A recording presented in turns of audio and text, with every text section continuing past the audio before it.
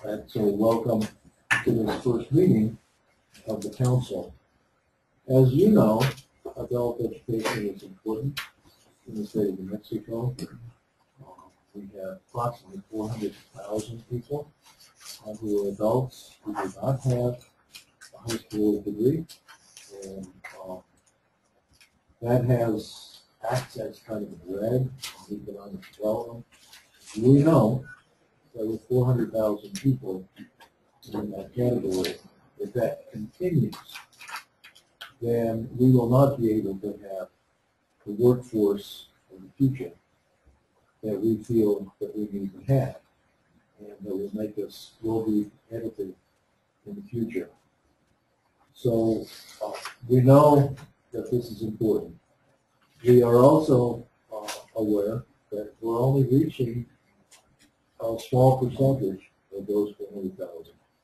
And so we keep hoping and praying and striving to try to increase that number, the number of people that we are targeting, so that we can try to get them over that hurdle. In the state of New Mexico today, as you know, we've had a very slowly declining per capita income over the past 5 or 6 decades. And we think that may have something to do with educational attainment. So high school attainment is important, college attainment is important, and we all know that we cannot have a workforce that we're proud of 20 years from now, unless we can overcome some of these deficiencies that we have. So one of the things that we've done in our funding formula, I think we have widespread agreement. We have some disagreement on the formula, but we have widespread agreement among all of the institutions that we have to close the achievement gap. And so we reward in the formula every time that an institution gets somebody who's at risk through the system. And that's, again, because we know that unless we can do that, we will never be able to have a workforce that we're going to need. The Georgetown Center for Education on the Workforce tells us that by 2025, that's just 11 years from now, we should, 60% of the jobs in the state, in the nation, will require some kind of college certificate or degree. And in New Mexico right now, we're at 34%. And so we know that we have some heavy lifting to do in the next few years. So welcome again to this meeting. We have a packet of things. Again, welcome. Hope that you enjoy this. Hope you get something out of it. Hope it's fruitful. I hope we can all come and work together to try to improve the number of people and the quality of the lives that we're trying to get through. Thank you. Thank you.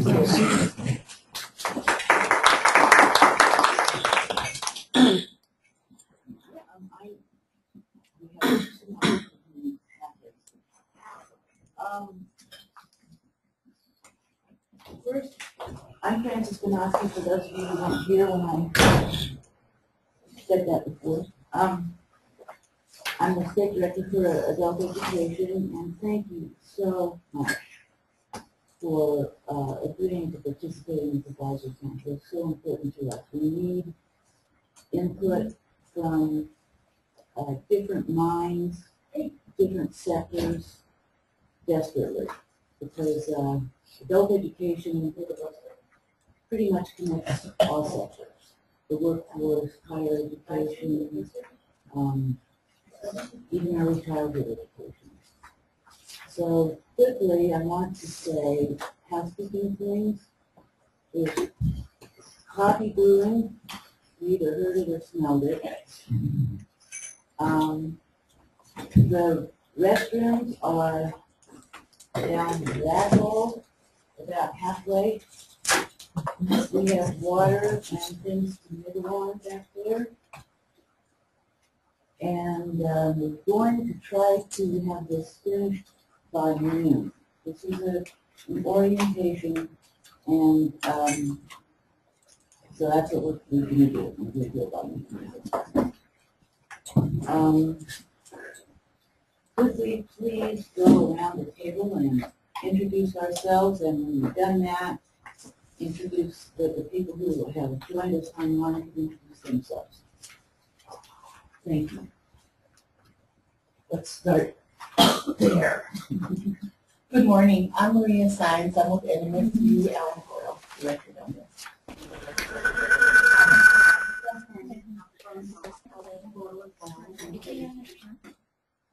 Good morning, my name is Jenny Lambert. I'm the Adult Education Director at Summer College in Farmington, Minnesota.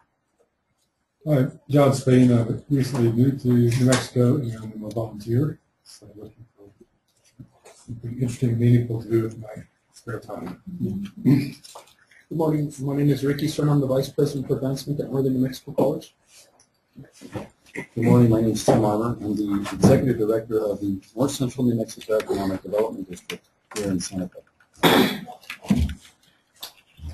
Good morning, I'm Joseph Fu. I'm the financial aid department at San Antonio. Good morning, I'm Rebecca Davis, and I'm from Eastern New Mexico University. I'm Kathy Good, and I'm a professor of special education at Eastern New Mexico. Kim Jarvis, I'm Marketing Manager with UNM Extended Learning.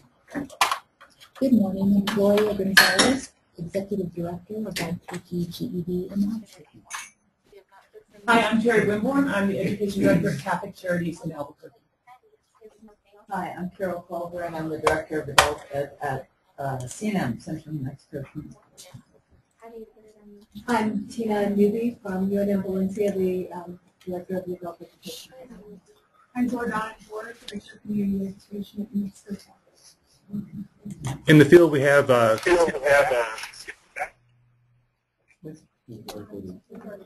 me. In the field, we have Condra Cordova. Please say hello. Cynthia. Excuse me. I'm sorry, my glasses are all dirty. Cynthia, please say hello. Hello. Can you hear me? Loud and clear. Good morning. Laura Ross, please say hello. Laura, can you hear us? We'll come back to Laura. And then Rachel, good morning. We'll see if we can get Laura and Rachel to come back Their mics may be muted. on their side, I think.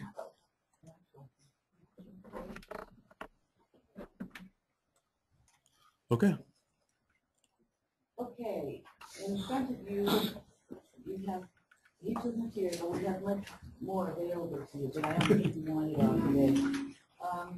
You have, in the stack, we have the agenda. You have a fact sheet. You have a copy of the slideshow, which Martha, I'm going to show now. Okay. And a list of people who are on this advisory council, along with contact information. In the folders, the red one is some applicable laws.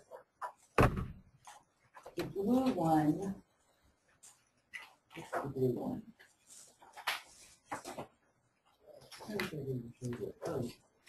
The blue one is about our funding plan and includes the regulation governing that at the moment. And the final one is about the state plan. So that slideshow is on that clip. Okay. Good. It is at that, and it is that. Wonderful. Those of you who are joining us online, I emailed you the materials that we have here except I don't believe I sent the slideshows because I was afraid it would make nothing get through because too many, whatever, megabytes, gigabytes.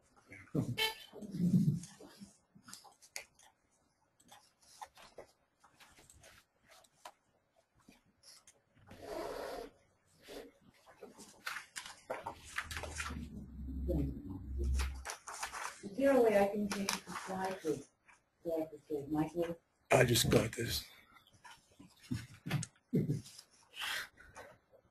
So the next one, please. This is an overview of who we are and what we do. There are 26 programs. They're all over the state. As best we can, we try to cover the entire state with 26 programs. We serve about 20,000 students each year with those 26 programs. The eligible students are adults, that is people 16 years old and older, who test below the high school completion level. Now, many people are under the impression that we can only serve people who don't have high school diplomas. This is not true. We can serve anyone who needs to learn, in their own opinion, needs to learn English better, or anyone who tests on one of the tests that are improved by the National Reporting System for Adult Education below grade level 12.9, which is probably more than half of America's high school graduates. So a lot of people are eligible. That means if you have a high school diploma and you want not to take developmental ed classes, you can come to one of our programs to increase your skills.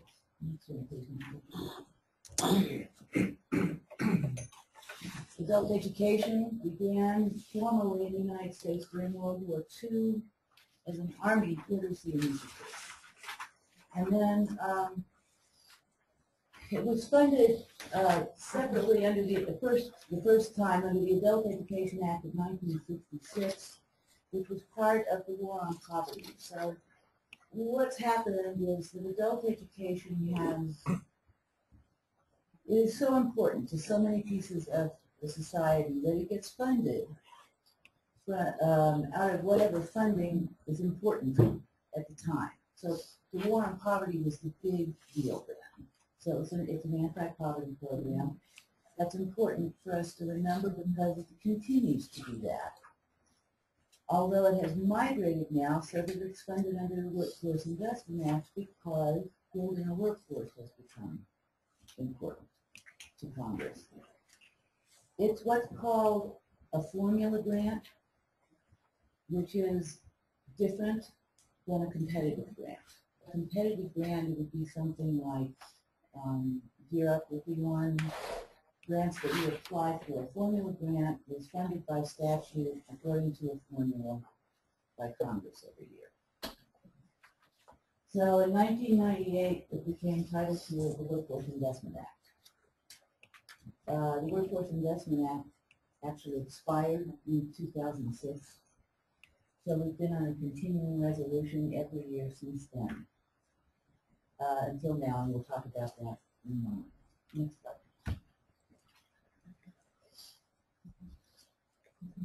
Workforce Investment Act is administered at the federal level by DOL's Employment and Training Administration. Title I, Title, just get them all real fast. That's it, okay. That's the titles of the Workforce Investment Act. We are Title II, also known as AFLA, A-E-F-L-A, Adult Education and Family Literacy Act. The Title II is administered actually by the Department of Education. The intention in the Workforce Investment Act was for people funded under each of those titles to work very closely together to achieve the goals of the Workforce Investment Act. That has not been, in most states, entirely well, I should say at all successful. Go on, Michael. Oh, it expired in 2003, sorry. Carry on, Michael. Yeah, I thought it was too. This is why we exist. So they can contribute, people can contribute to their communities and support their families, and also become an inclusive part of the workforce. We address basic literacy and numeracy skills, the Ganner and GED or alternative high school credentials through us, study ESL, English as a second language, prepare for college and careers, and other training just to enter the workforce. This, I'll just do quickly, that's a map of where we have sites, so you just get an idea of where we exist. 20 of our programs are associated with community colleges or branch campuses. 3 are community-based organizations, and 2 are tribal colleges and 1 are tribal schools. Okay. Go on.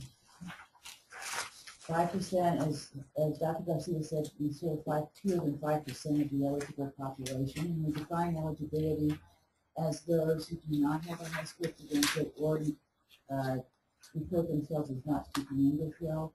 That does not include the New Mexicans who could use our services who do have a high school credential. And keep in mind, New Mexico only has a couple million people, and this is adults, this 400,000. So we're in desperate need. 17% of the 20,000 we serve are at the beginning literacy level, which is below 3rd grade. 9% are at adult secondary, which means they score into grade 11th or 12th, maybe 9th, 10th, 11th, or 12th on our tests. And a little over a third of them are studying English as a second language. This is important. 75% of our students live in households that are below 100% of the poverty level, not below 200% or 150%. Below rock bottom poverty level. That's not okay. Quickly, this is, you can see on this slide the demographics. Next, I can put somewhere.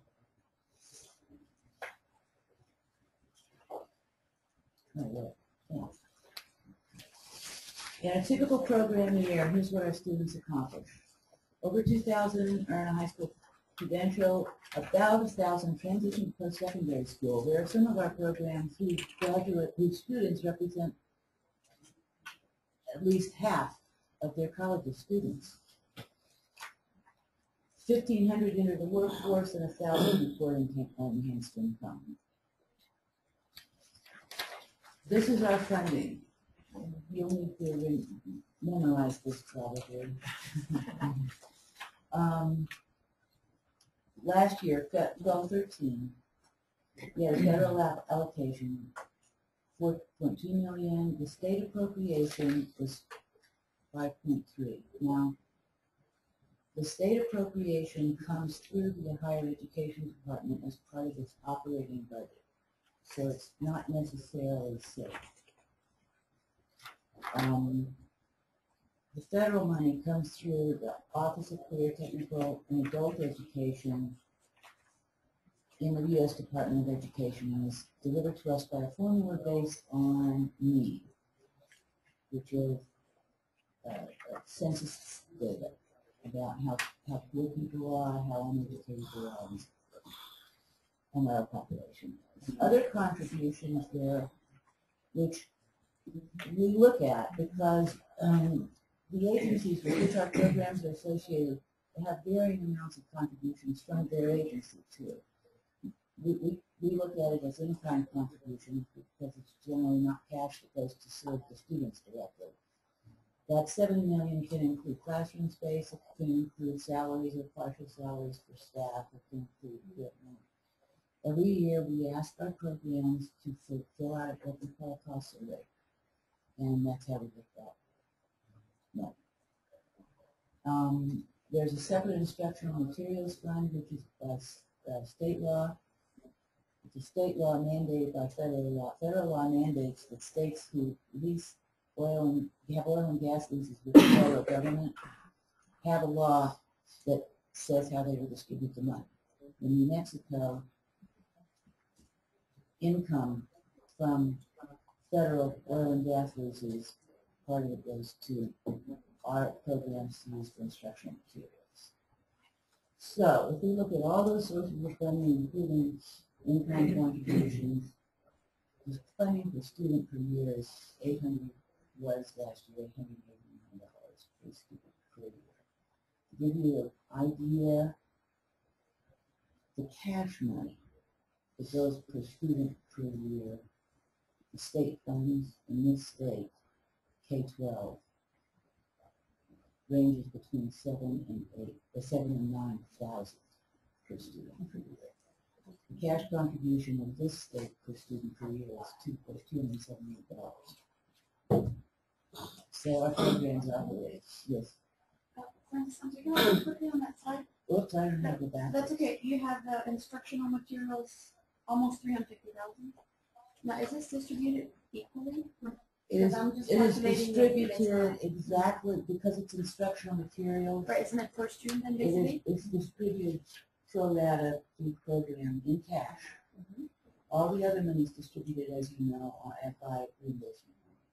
This is distributed in cash to each program and it's calculated pro rata. Yeah, because I just computed that and that's not what it came out to for my program, for example. So I was curious how you distribute that.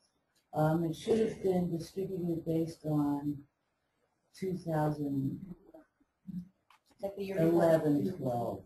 Yeah, student count, because that's what we had at the time. Okay. Next slide, Francis. Okay.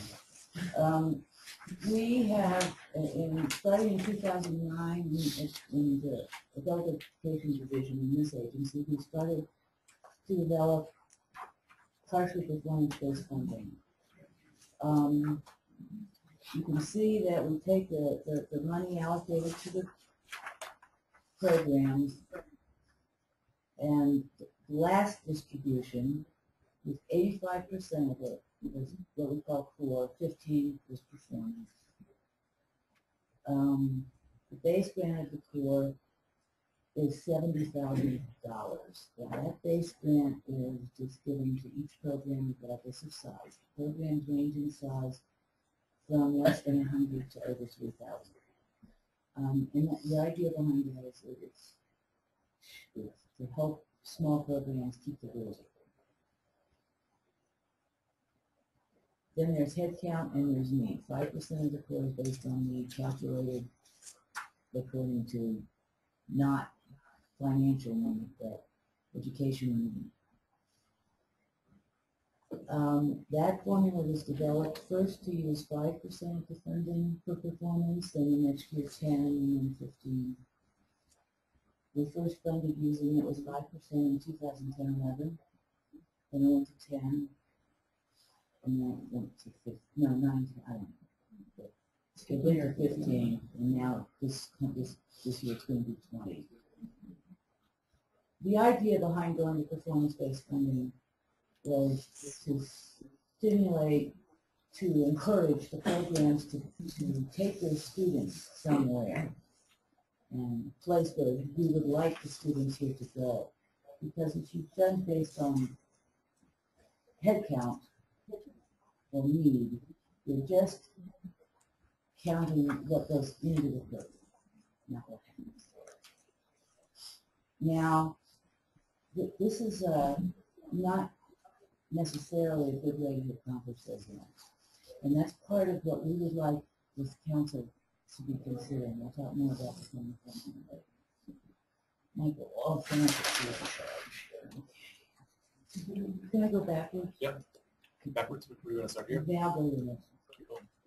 Okay. Calculate return on investment.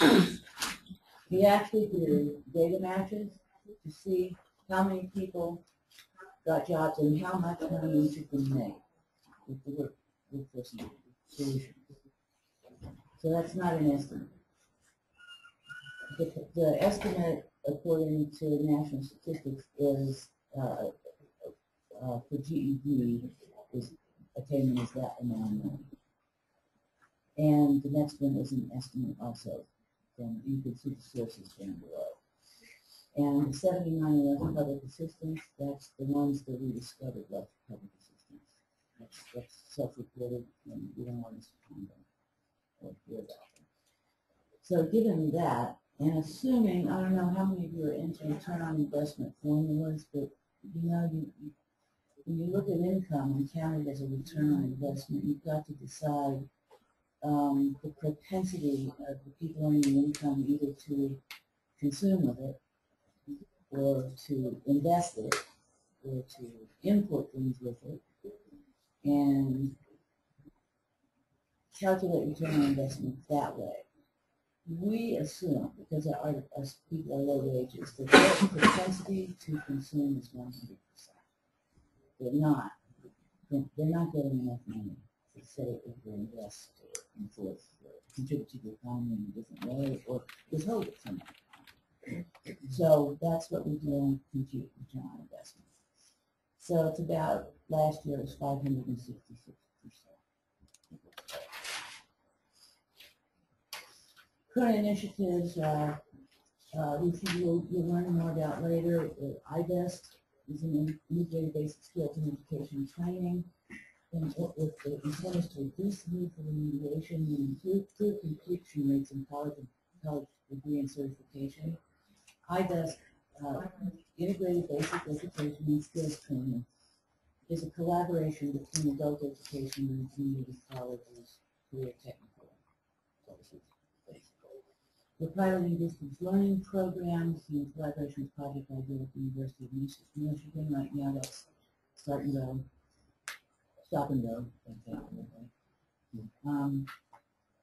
And, oh yeah, I didn't, somebody else said that. So last fall, we had an on-site review of our U.S. Department of Education to see if we were doing things properly. And also received technical assistance to improve.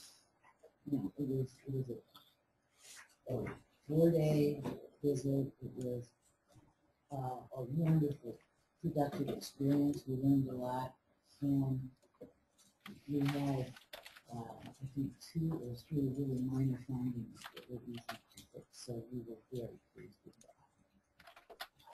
that. We have the state legislature under Senate Bill 44 last session removed the word GED, the term GED, or anything that the People's Institute stands for, from all state legislation.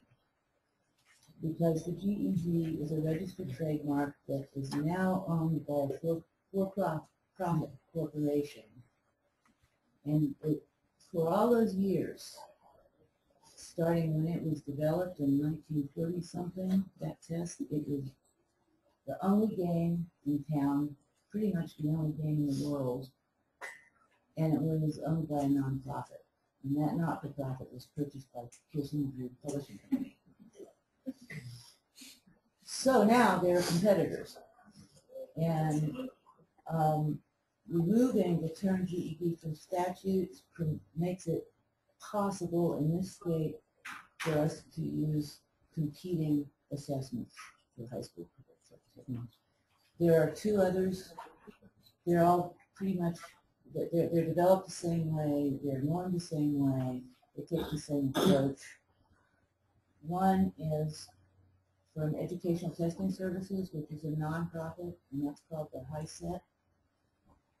One is from McGraw-Hill, which is a for-profit, and that's called the TASC, T-A-S-C. At this point, GED is the only authorized test in this state. But this is important to us to know because it costs $120 for a student to take it. The other 2 would cost $50 to $65 to take the full battery of 4 tests. So that's an ongoing issue. These are the people who work here and staff. Cesaria Padilla is no longer here. She got a job that paid more. And as contact information at the bottom is email, adult education states at NMHED.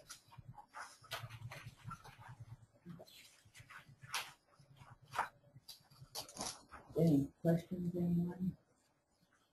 Do you know the other two tests they're looking at, are they normed real strongly on English second language words? None of them are. Since that's such a population we serve here. I know ETS usually does a better job than the profits do on that because that's the lifeline. ETS has been in the business pretty much longer than anybody too, yeah. I should, speaking of norming, you know, norming is the process you do to decide what a particular score means. You administer the test to the population. The high school equivalency tests, all three of them, and this has been true of GED forever, administer the test. In order to norm it, they administer it to recent high school graduates. And the cut score, they set the cut score, the passing score, at the 40th percentile, so that 40% of high school graduates could not pass it. So when people indicate that a GED or high school equivalency is inferior to a high school diploma, they should be thinking twice about that. But that is a prevailing myth, and it's sort of tragic. Are there other questions?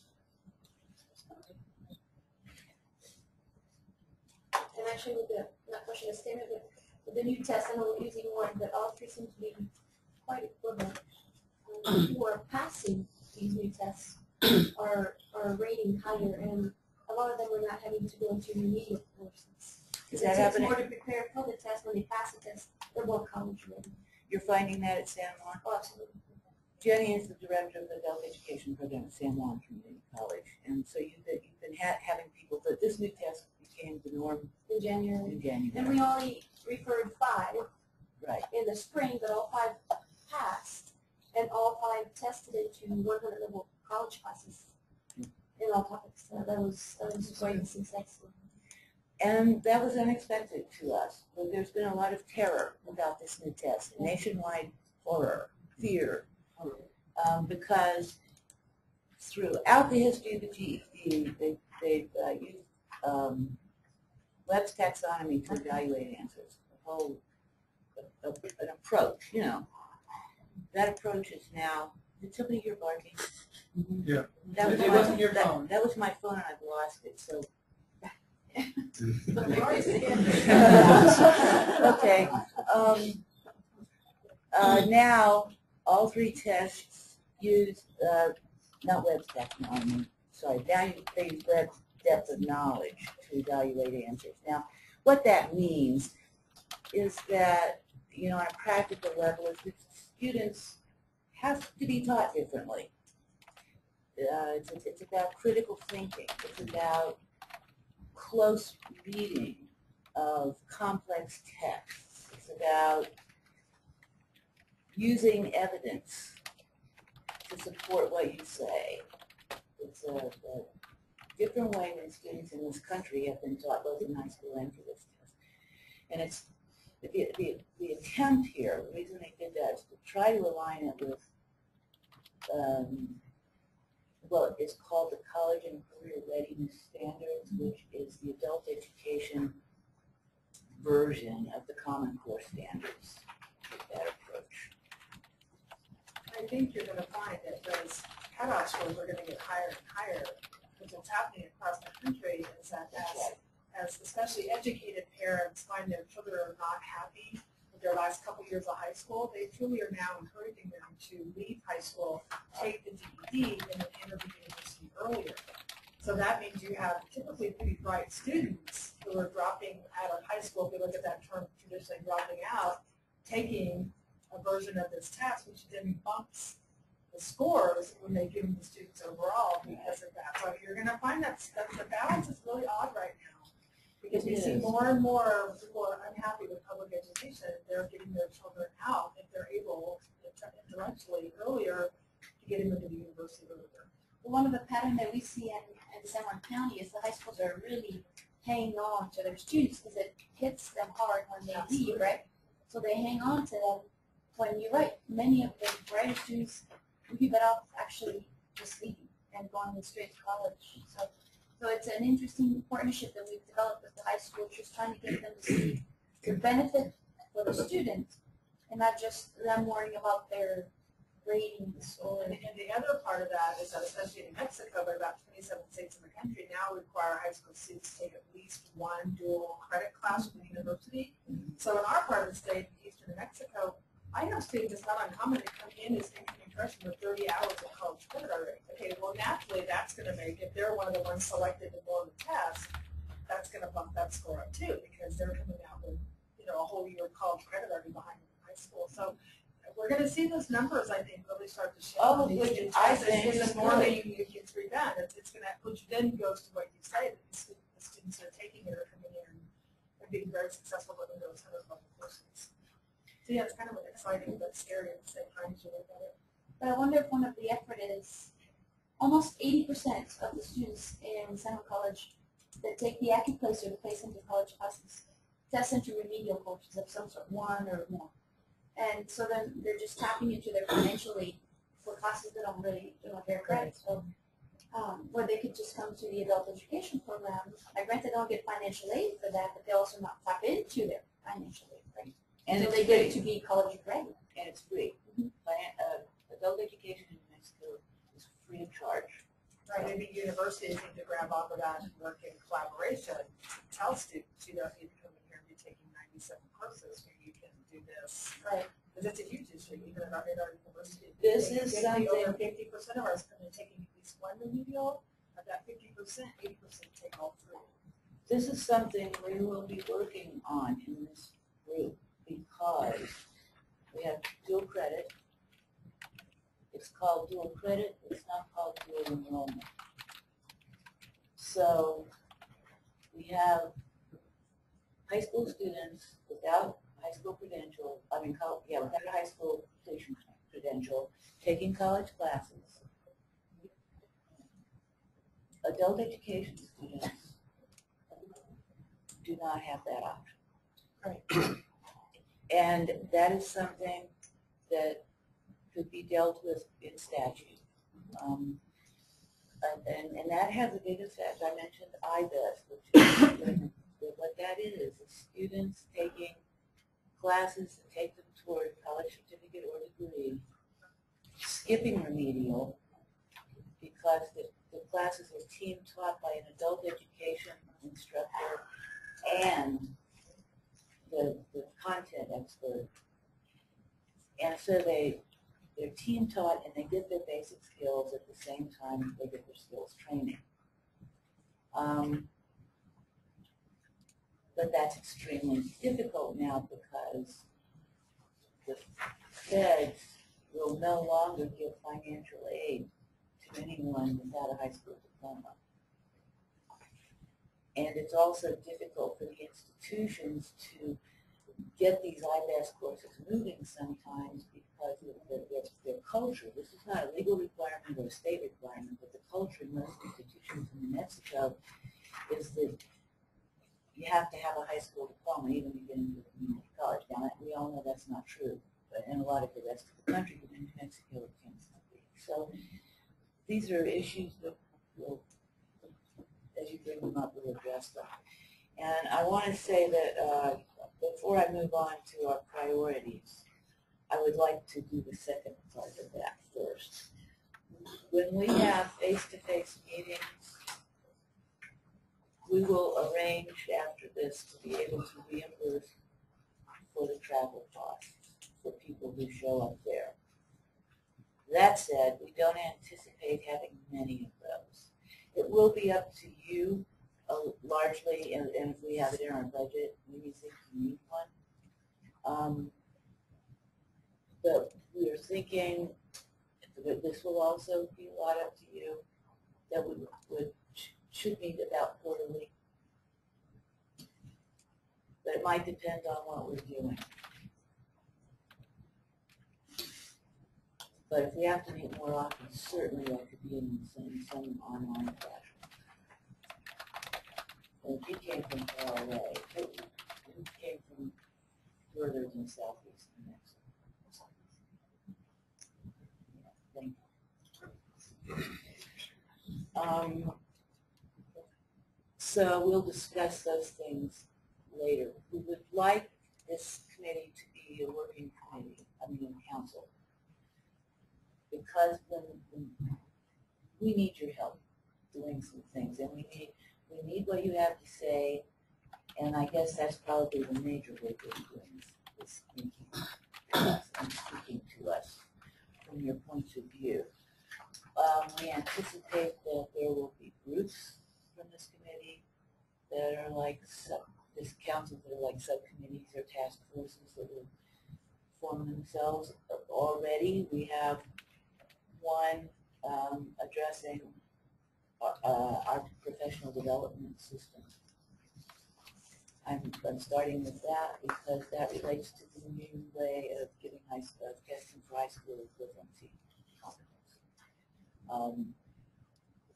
It requires a whole new way of operating in a classroom for teachers.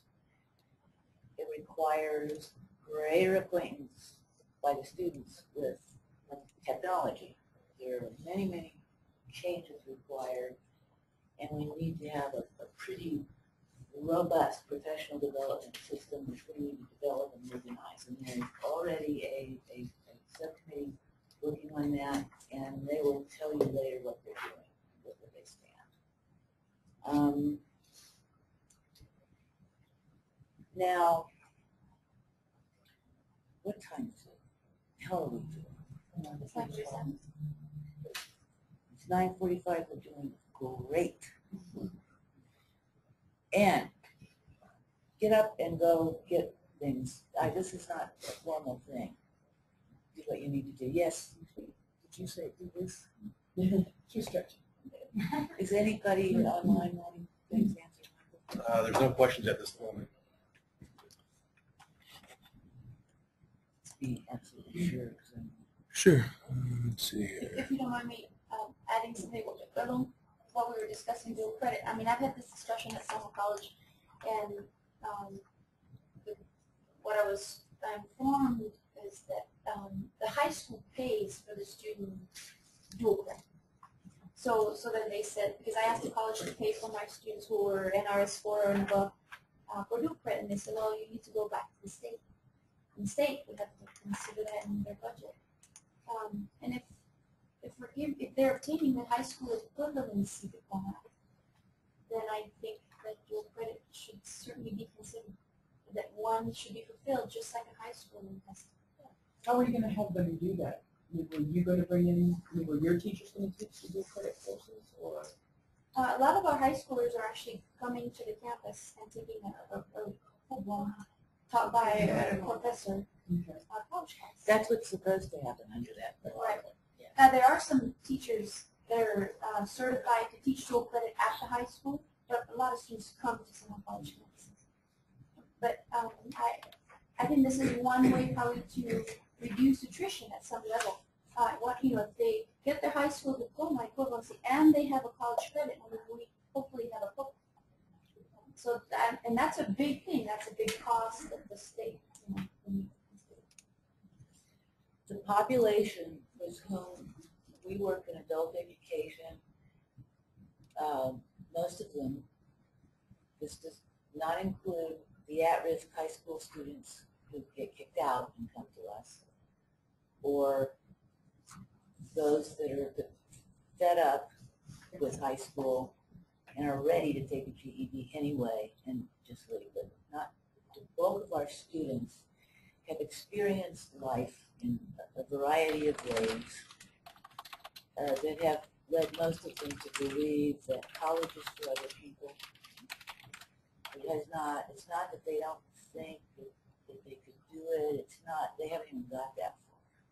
They don't contemplate it as a possible part of the life of a person like me.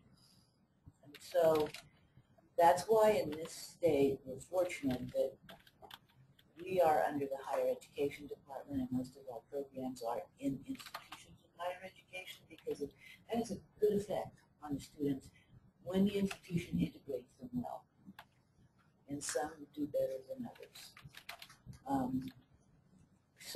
And transition is a major, we're trying to improve transition, that's a major goal nationwide. And just to put it in the perspective, it's about 10% GED and about 90% ABE student pretty much has been for several years, right? In terms of who the state funds and who we serve. Is that still the case? Well, That only I about put the 10% numbers are there. Oh, you broke it out into And you could look at there are NRS tables. We should go through these folders probably. but that gives you the picture that we're primarily serving ABE students as opposed to define what she means by ABE, she means those below the top two level. Is that Which is kind of a ninth grade equivalent. and below, yeah. And when she says GED, she means those that are very close. And that's the ninth grade and above.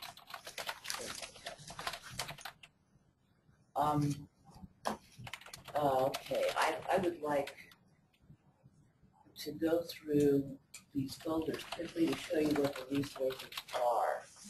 And let's begin with the red one.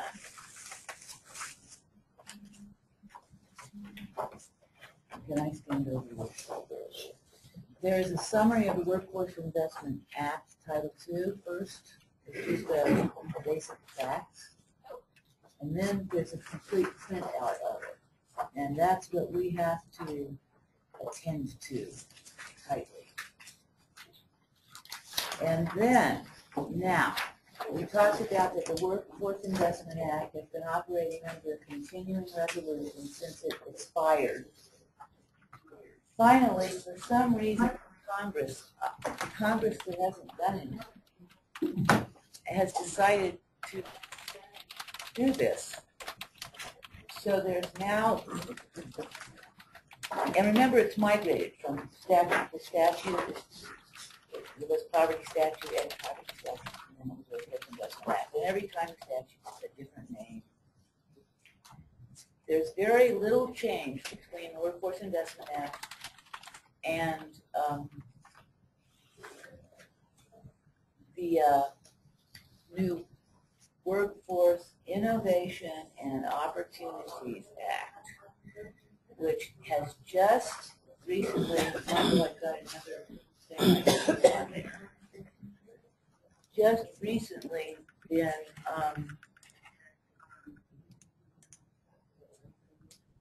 agreed to in both houses bicamerally and bipartisan, both parties. And they have a version, and I'm giving you the table of contents only because the entire bill is 811 pages long, and I think you probably don't want to read that, much less carry it. So, yeah. It's not there. So the clip? So do you think it's going to sell possibly of the report that came out in October, the global analysis where the United States places globally? Do you think that could be what has sparked the decision to do something? You know, I might be. I don't know. Because I mean, the United States is placed a little lower than its place before. There's an international study that you may or may not be acquainted with. That Volume 1 has just been released within the last 2 months, 6 months maybe. That is a study of adult skills of adults in. I don't remember how many countries are covered in this first thing. 20-something? Yeah, I think it's 20-something. And they're the countries that, you know, make a difference in the world. They are. Yeah. And in the United States, the skill level of adults is scary. It's declined since 2008. It has declined, and what they found is that most people with low skill levels don't think of themselves as having low skills. And this includes, I don't know if this study did this particular one, but when they look at competency in English, just in English, Japan, France, Germany, all way above the United States. Because they're doing grammars at that. So I don't know if that's what motivated them, but whatever it did, I'm glad.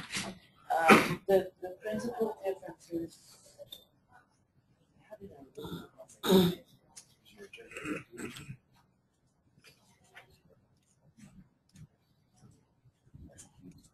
The Workforce Innovation and Opportunities Act it has still the same 4 titles that were in the last one. Generally the same funding structure. It's expected to pass this summer because they've even agreed to expedited processes in both the Senate and the House. The Senate bill will start there. Later we'll talk about the state plan. This is going to have a massive effect on what we need your help for most of all, which is helping us do a new state plan. Our old state plan has been revised only as necessary and in tiny chunks since 2006. We'll see a copy of that. We will now be obliged, rather than encouraged, to do a joint plan with Workforce Solutions, which is a good thing. But we may need all of you to help us get that moving.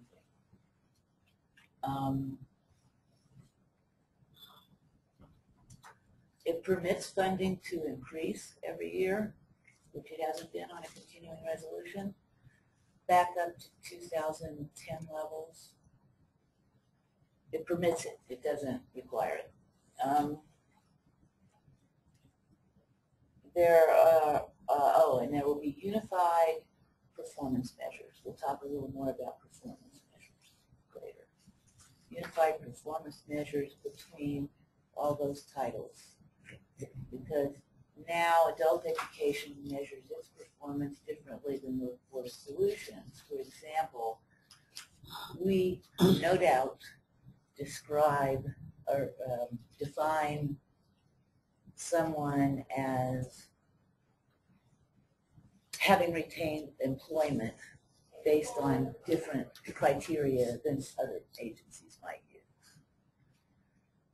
We don't look at certain things that Workforce Solutions does look at, and they don't look at certain things that we look at. We will be required to look at Workforce Solutions wage records. We will be required to somehow quantify barriers to employment. We will be measuring credential attainment, which we aren't now because we don't, that's a hard thing to get the access to the data. Credential attainment comes from other people, like colleges, and then we have to link our students to their data. But we'll be required to do that. And there will be a new public reporting template, which is nice, that we do public reports quarterly. So those are some of the changes that are coming with that law. Okay, now the blue folder.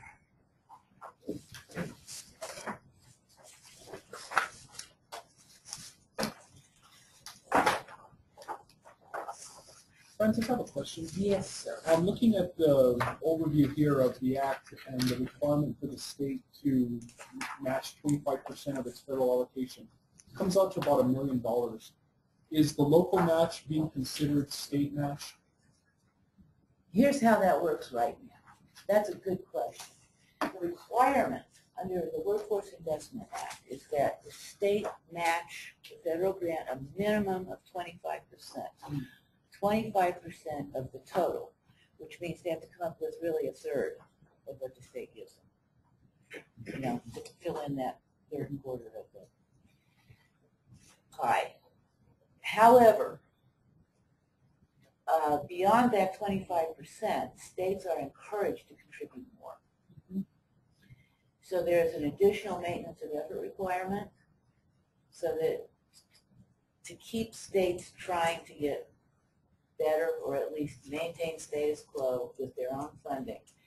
So there are rules about once you contribute a certain amount, once the state contributes a certain amount, or local governments can do that. In some states that's big. They must maintain that effort, 90% of it forever, or increase it. Now, Texas, I believe, is a state that only does a 25% match.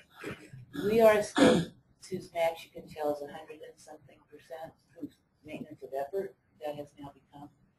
We have matched, this state has contributed over $6 million in 1 year. So we're pretty much as low as we're allowed to go now. So we're at 100 and something percent. Minnesota contributes so much that the adult education folks don't worry about sequestration or federal funding. They match it. Well, I think it's 1,500%. It's their maintenance. So there's a wide variety. A few years ago, Arizona's legislature cut the contribution entirely. So this gets to the next part of your question. How did they not lose their federal funding? How they did it was the institutions then started contributing, and you can call in-kind contributions maintenance of effort. So we do not include in-kind contributions in our state of what we get.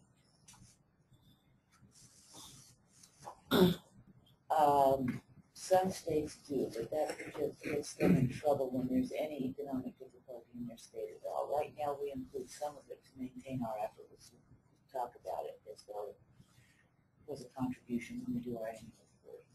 Well, but what makes up all of that cash match then? The cash match in this state is all from the legislative appropriation to the operating budget of the higher education department. The 349,000. What piece? How much is it? Because I'm looking the state appropriation to $5 million. Okay. And then the 349 is required for a different portion of the statute. It's a different statute. Okay. It's nothing to do with anything to do with the federal or state stuff.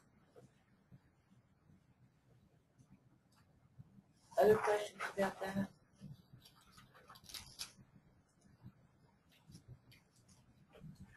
Okay, the blue folder is about our funding formula, and there is in there a copy of the New Mexico Administrative Code governing our funding. That little picture about how it works. Again, and then we have here this thing. This is a set of tables. This is the particular set you have is 1213, which is our most recently completed year for data. National Reporting System for Adult Education requires that every state produce exactly these tables every year, and that every program produce these tables for their own program. So this is the concatenation of the entire state, or the aggregation, I guess is the word. And the sets also require that each state have a statewide adult education database. So all of them do. Some have some databases they've created themselves. I think 15 or 20 use the one we use, which is called LACES, which is done by a company called Literacy Pro. but those databases have to be able to produce these tables. The reason they're in the funding formula folder is that this is where we get the data, both to see how large the program is in terms of headcount and where we look at much of the performance. You can look through what we have to report on in here later at your leisure, and you will see what the national reporting system values by looking at what they want to know from us. But this gives you a really, I think, excellent idea of both the performance, our performance in this field, and of the demographics of the students. I want to show you Table 4. Table 4 is one we look at a lot, Table 4 and Table 4B. When down the left-hand column, these are the levels. Now, when Gloria said we teach this many ABE students, see that's the top 4 levels, the bottom 4 levels at the top of the page. And when she says GED students, she's referring to ASE low and ASE high. Then the next 6 levels are English as a second language.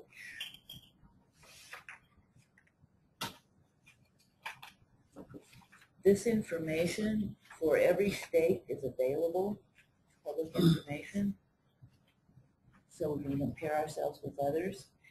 And there is some interesting news about New Mexico in terms of educational ratings, where we tend to be pretty low on the 50-state totem pole. In this state, we are in the top quartile for GED attainment last year. That was our rating, as measured by the number of students who took the GED, all of it, and the proportion who passed it. We were 90% of our students who took the GED last year passed it. We took all of it. And that's the top quartile of the country. And we are also above average, above the 50th percentile on transition to post-secondary education. And we're very pleased with that because that's an emphasis we're having now. That's how we're going to get our students to be able to earn family-sustaining wages to start with, and also begin to convince the state that these adults, these 400,000 adults, there's nothing wrong with them. They're very smart people. They have a lot to contribute to our economy and to their communities. So that's a big challenge for us to be sure that that happens. And just a note for those of you who aren't aware, of the GED students who take the test, some of them do take it in Spanish. So the test is available both in English and in Spanish. Students can take it in either language. And as is true of all 3 of the new tests. It's available both in English and in Spanish. Is that calculated into the percentage of the grad you just mentioned? Yes. It is, but when you look at Table 4, what might be someone who's testing in a lower ABE level, it could be because they were assessed in English, but they took the test in Spanish. The reason they were assessed in English is because currently there's no federally approved assessment in Spanish. So even though we're teaching the classes in Spanish and they're taking the test in Spanish, we're assessing them in English. You're not using the class assessing them, you mean the GED test? The GED You're test. only assessing them internally in your program. Well, we assess them internally, but for purposes of NRS, we have to use an English language assessment. Well, that's true, that's true. Like even classing, for example, is still in English. And Right, That's right, they're all in But that's English. the one you're saying there is none in Spanish. There You're is- talking about the initial assessment. Correct. To set them at an NRS level, unfortunately, you have to assess them in English right now. And I should point out that in New Mexico is the only state in the union that is bilingual under its constitution. So we must do that. The United States has no official language, and most states do not, but New Mexico has 2. So is one of the issues of this council, as I hear that, I mean, I think it's great, and it's only the right thing to do to test GED in native language, but how do we transition from that to going to work economically where Spanish is not a dominant language? I mean, if they came to work for me and I had a business and they were fluent and successful in Spanish, they'd be hard pressed working for me because, I could order a margarita and ask where the bathroom is in Spanish. So, you know what I'm saying? How do we transition then someone who's very successful, they get their GED in Spanish, how do we then transition them to an English majority workforce? So unfortunately, we're a minority state that truly still has businesses that are English-based. That's a multi-level issue, I think, because while we're constitutionally bilingual, we know that as a state we're not in fact bilingual. Including our state agencies and state licensing bureaus and all kinds of things we can go through. My people that are getting education to be teachers, they can get great bilingual and they get tested bilingual, but they still have to pass all the English exams, which are very difficult for many of our teachers to teach in the public schools because they don't have the skills to pass the English exams. Most of our GED grads transition to ESL classes because they know that they can't transition to college until their English skills. So that's part of the program is transitioning into those right. ESL. They want to get their GED first because that's going to turn into obviously better opportunities economically. Absolutely. But they also know that. But to be honest, as Francis said, most of them aren't thinking about college. They know it's important, but they think about it for their children. That's why they're getting a GED, so they can help their children with school. But they don't consider themselves college candidates, and it takes a lot to convince them.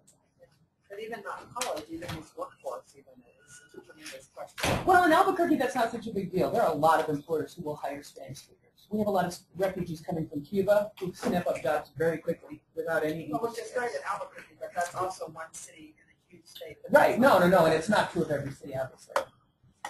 That brings up another thing you need to know is that, and I don't believe that shows in the NRS tables, that some programs, including yours, which is at Catholic Charities in Albuquerque, serve refugees, and many immigrants throughout New Mexico are from places that speak languages other than Spanish. At a site visit a couple of years ago, I was at Mesalands Community College in Tucumcari, and went to their ESL class, which had I think 8 people in it. It did have 8 people in it. 2 of them were Spanish speakers, and the other 6 spoke the same dialect from India. And they're all in the same ESL class. So, and I don't know what they were doing in Tucumcari. No idea. They came in with a family. Yeah. But I was interested in how many, and I was kind of surprised at the Asian population in ESL. That's interesting how we are seeing a shift in that dynamic. Can I make a comment, Francis? Yes. I just wanted to add that I think this is, to your point, that this is where these iVest programs that were mentioned earlier are especially helpful. I'm a big champion of those at our institution. Some of those students have high school equivalency, some don't, but they're all English as a second language students, and the point of those programs is to get those students into credit classes that are taught in English and then give them the ESL support to help them get through those credit programs, and those programs have been very successful so far in New Mexico, and that's where you're really starting to help those students build their English skills to a level where they can get at least a certificate, and then give them the incentive to build. We're building ladders so that they could actually go on into a degree program if they wanted to and continue with the ESL support. So I think those programs are extremely valuable to address the issue that you're talking about. So we can serve them once they transition into college. They get say the ESL group. They transition because they pass it in Spanish forever. They go to college, and then they're still having difficulty in a college process, so they all have to come back into the program while they are in college. As long as they qualify, on the standardized exam. We do use CASAS, and as long as they're eligible on CASAS. But what we're also doing, and the community colleges can do this, is we have a credit ESL program. So that if they top out of our adult basic ed ESL, they are no longer eligible because their test scores are too high, then we have a credit. It's in the developmental ed category, so they can still be studying English as a second language while they're working their way towards an associate's degree. And you have a curriculum designed for that too? Yes. That's why we send our ESL students to Vienna. Let's see. There's a question from Laura Ross that, Terry, maybe you could address that, but not now. But it's more technical about our programs. It's Yeah, Laura, I'll talk to you more about it, or I can actually send out an email about it. explaining that. Okay. I have a question. Yeah. Are we assessing the percentage of students that matriculate needing developmental coursework?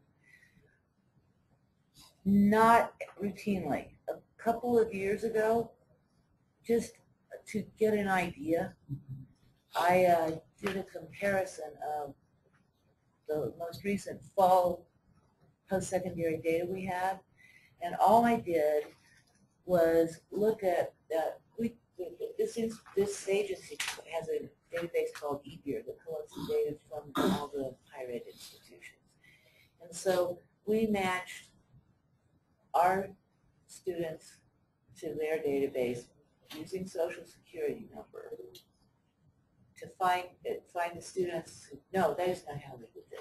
This time I did not do that. This time I looked at what high school they graduated from. And in the database it says GED. If it's not a high school, then it wasn't GED. So I did other and GED, and I compared the percentage who went into remedial, and fewer who had GEDs went into remedial that fall. It was just a quick look. But it wasn't significant. Yeah. I think if we were to do an even tighter comparison, because for us, 82% of our students need developmental ed at the institution, and we see that at about 60% for our GED grads, so it's significant. And I think it might be an important piece of data to show the legislature when talking about the GED inclusion in things like dual credit, because why shouldn't they, if they're being prepared at a better rate anyway than their high school counterparts, not have the benefit of taking college courses? They're saving the state money because we spend $20 million a year now on developmental coursework. So if we can show that GED students in our communities are doing better than our feeding schools, then clearly they should be entitled to the post-secondary opportunities during that process, just like all the other places. And that kind of study could help our programs to, they might look at you and say, wow, that's good for those GED students. And I don't know what, I'm going to pretend yours is called, okay. San Juan might look at Northern and say, how does he do that? How did they do that in the adult education program? And that could help us as an adult ed community raise the bar. That would be a good study. I think it's probably best done at the institutions myself. So before the data gets lost in right.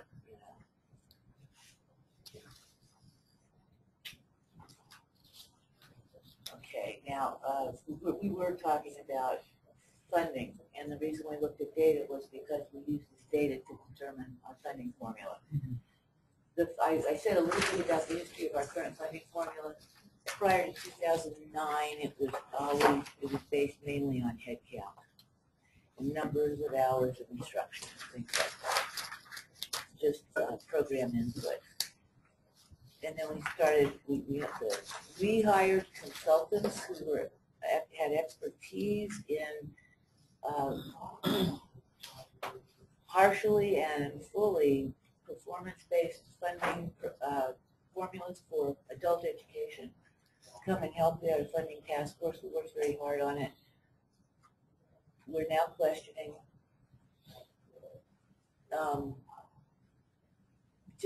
we need to always question our funding formula. We need to be sure that it encourages the programs to go the direction the programs should be going for their students. And we need to be sure that it's always equitable. And those are two very difficult things to balance, or even discover and figure out how to measure sometimes. And now we have another kink in the funding formula.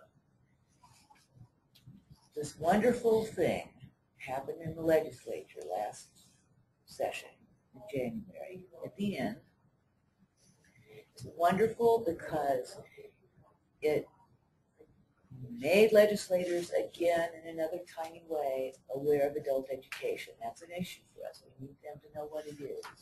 And so it was a House Memorial. House Memorial 99. House Memorial 99 requires that the Higher Education Department convene a working group made up of a list of categories of people and study how to fully fund adult education at full workload in a way that can increase every year. Now, fully fund, don't know what that means. Don't know what a full workload means, but that group has to figure it out. Meanwhile, and by August 1st, they're supposed to present the Legislative Education Study Committee with a formula that will do all that. So they're going to be working on that.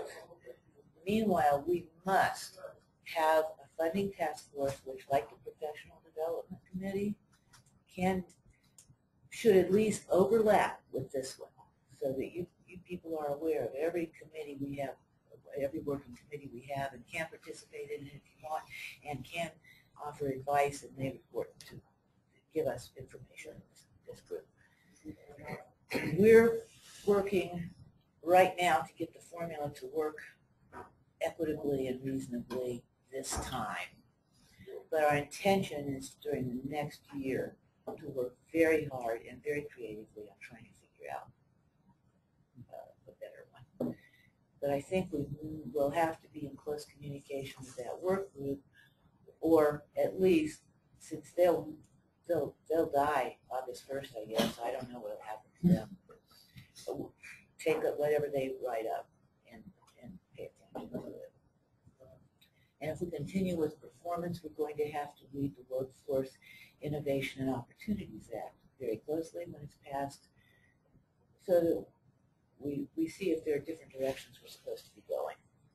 So, Francis, that formula going to dictate the state appropriation only, right? Okay. I don't even know what they mean by formula. Okay. They could mean a formula for the legislature to use when they decide how much to give. You know, I don't know. Right.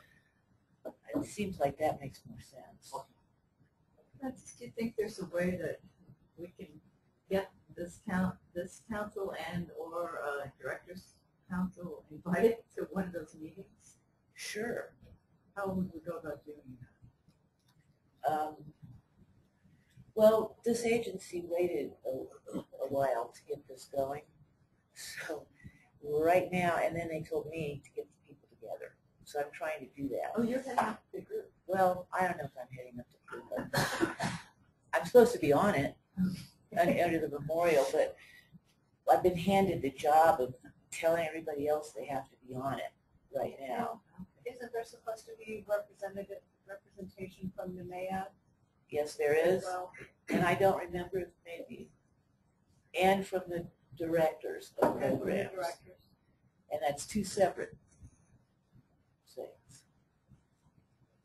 And I don't see why the legislature would object, or a working group would object, but it seems to me it's public, you know? Mm-hmm. Absolutely public. I have a question. Because of my marketing background, I tend to look at things in a little different perspective. Yes. We like that. Good, bad, or different. What percentage of the older adults that I saw in that chart, they seem to be like a 25 to 44 age group, seem to be like a higher demographic group. What percentage of those older adults accessing the services went through our state PED system, public education system, versus maybe new residents to our state? Do we have that data? You know, we do not collect it for the national reporting system. What would that require? That would require us to do a data match somehow with the K-12 database. We No, do. in Lacey, We and Lacey High School, we entered, You enter where they went. if they received the high school diploma. what It- county So, they so stayed in. self-reported we have it. Okay. Yes. And because we have it in Lacey self-reported, we could look at that. That's the thing to look at. To find out how many of them came from our K-12 system, how many of them came from another one in another state or outside the country. Right? And then another question is, how closely does HED work with PED? You know, you got the right hand and the left hand, but do they work together? Because it seems like we're addressing issues, and I'm sure I'm preaching to the choir, but we're addressing issues that maybe should stem from, and I know that PED is going through many changes right now, good, bad, or indifferent with that situation, but it seems like we are addressing issues that should be started at an elementary level, working with those students so that funding for adult education can be put into, getting them even beyond the higher education level, rather than getting them basic skills to make them, affordable. I think you know about, you heard of P20 initiative. That's a kind of a national, I don't know if you call it a movement or a catch-all or something, to trace and support people from primary through graduate school and into the workforce. And we have a P20 division here in HED, and PED has a P20 division. So just to give you, they are not very coordinated with each other. And then to take that another, what you pointed out another step further, is it's easy for us in this field to say what we want most of all is to be put out of business because we want K-12 to start doing their job. Yes. And really, that would be, but we find that we can't do our job if we focus on the fact that K-12 is not doing theirs. So what we can do to help with that, and then we hope that they help, what we can do is, there are studies, multiple millions of them, that show, that child success through K-12 is hugely influenced by the education level of their parents. And you combine that with the anecdotal data anecdotal information we continually hear. When you ask them, why are you here in our program? I want to be able to help my child with their homework, or I can't help my child with their homework anymore after first grade, or I want to set a good example for my child or my grandchild.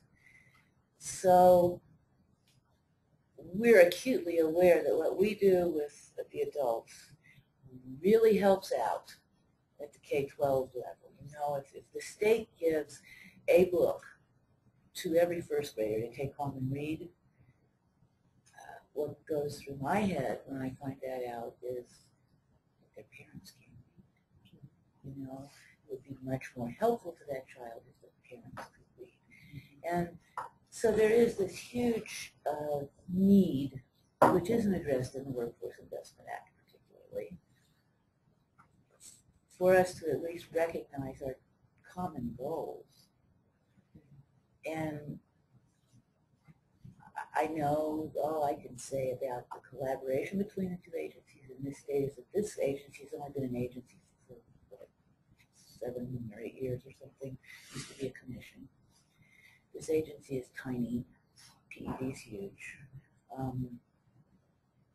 And historically here, as in many states, there is competition or some other way of, some other impediment to collaboration between higher ed and K-12. I don't know why that is, but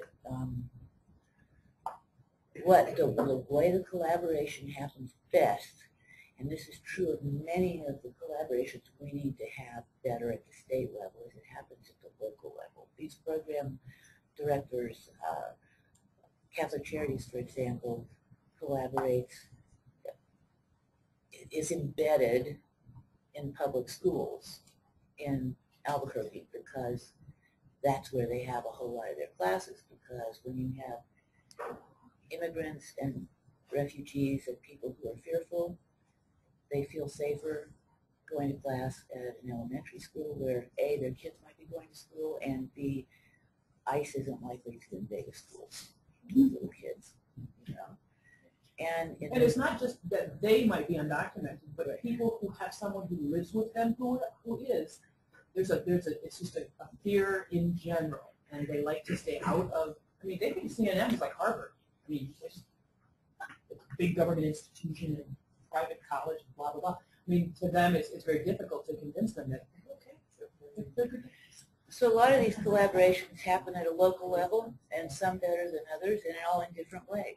You know, there are other adult education programs who are in close contact with the local school systems. And we have one adult education program in your neighborhood, in Ruidoso, which is, it's the director of that program is also the director of the local One Stop. So that is the place in this state where there is a collaboration that's pretty close, that the work in collaboration. So you're right, that's a picture we need to keep looking at. And sometimes we can address it effectively on the state level, and sometimes we just have to get subversive and address it locally and, you know, let it happen. Well, Becky and I are kind of in, because we work with the College of Ed at Eastern, so we work in higher ed, but we're training teachers that are going into public ed. We don't even get invited to the table. When we show up to, like Becky and I are going to a training on Monday, it took us almost 3 weeks for them to realize it's okay for us to come to the training and give us materials, because we have to train our students that are going to be teachers on what, you know, Common Core, for instance, is huge. We never get invited to Common Core. We didn't learn Common Core in our doctor programs or whatever, so we asked, can we go to Common Core? Well, no, you're not a public ed teacher, but we're teaching the future teachers. Right. Well, why would you want to come? I mean, we're up against that all the time. So we decided in our special ed program, especially, we just always go. We just show up. And then now they kind of go, oh. So now they say, oh, do you want to come? We might be able to use some materials. It's like, you don't have to give us materials. We can copyright them. We'll order our materials later. But it's an interesting dynamic we work in, because we work in both houses and try to be successful, and it's difficult. It's difficult to do it. We are seeing a little bit of inroad, but only because we're forcing ourselves in. Really, it's kind of, maybe I just decided we're just going to show up. It's we're just going to start showing up and say, you know, if I can just get someone from Clovis who is invited, well, then I'll get their materials and I'll just go to the university and I'll copy them later on. You don't have to give me anything. Just let me show up and sit at the table and listen to what you're saying. So yeah, it's critical for us to do that. In this, we find in adult education that it's really important for us to focus on where we want to go and not spend a lot of energy talking about what's impeding us. You know, not that we don't have to address those things, but sometimes you don't have to fix that impediment. Sometimes you can go around it or under it, and that's just important. And we do that. You'll find as you get to know the adult education community that I personally have never seen a group that I could generalize about by saying every single person in it. Now that would be slightly wrong, but only slightly. Is deeply passionate about what they do and caring. You know, never have I seen anything that is that close to universally true. Yes. I just want to make a quick comment. I appreciate your pointing out about the age groups, and if anybody missed it, it's in table 2 in this packet of tables that Francis gave us. I think it is a big myth in the legislature, in the population at large, a lot of grumbling about, well, why do these students need so much ABE services or so much developmental ed services when they just came out of high school. But our biggest chunk of people is 25 to 44. These are not people that just left high school yesterday, you know, even those who graduated with a diploma. You know, why do they need to take elementary algebra? I would love to give, you know, the test to members of our legislature. You know, elementary algebra doesn't really hang with you. Yeah, I was going to say, I'm not taking that test. I could use the remedial. Yeah, I think we all could, you know, me included. So I think that is a really important number in here, and I appreciate it. And by the same token, I'm flipped where I'm at, where 50% of my students are 24 or below, and they still need algebra and pre-algebra, and they haven't been out of high school that long, right? So what's going on in high schools too?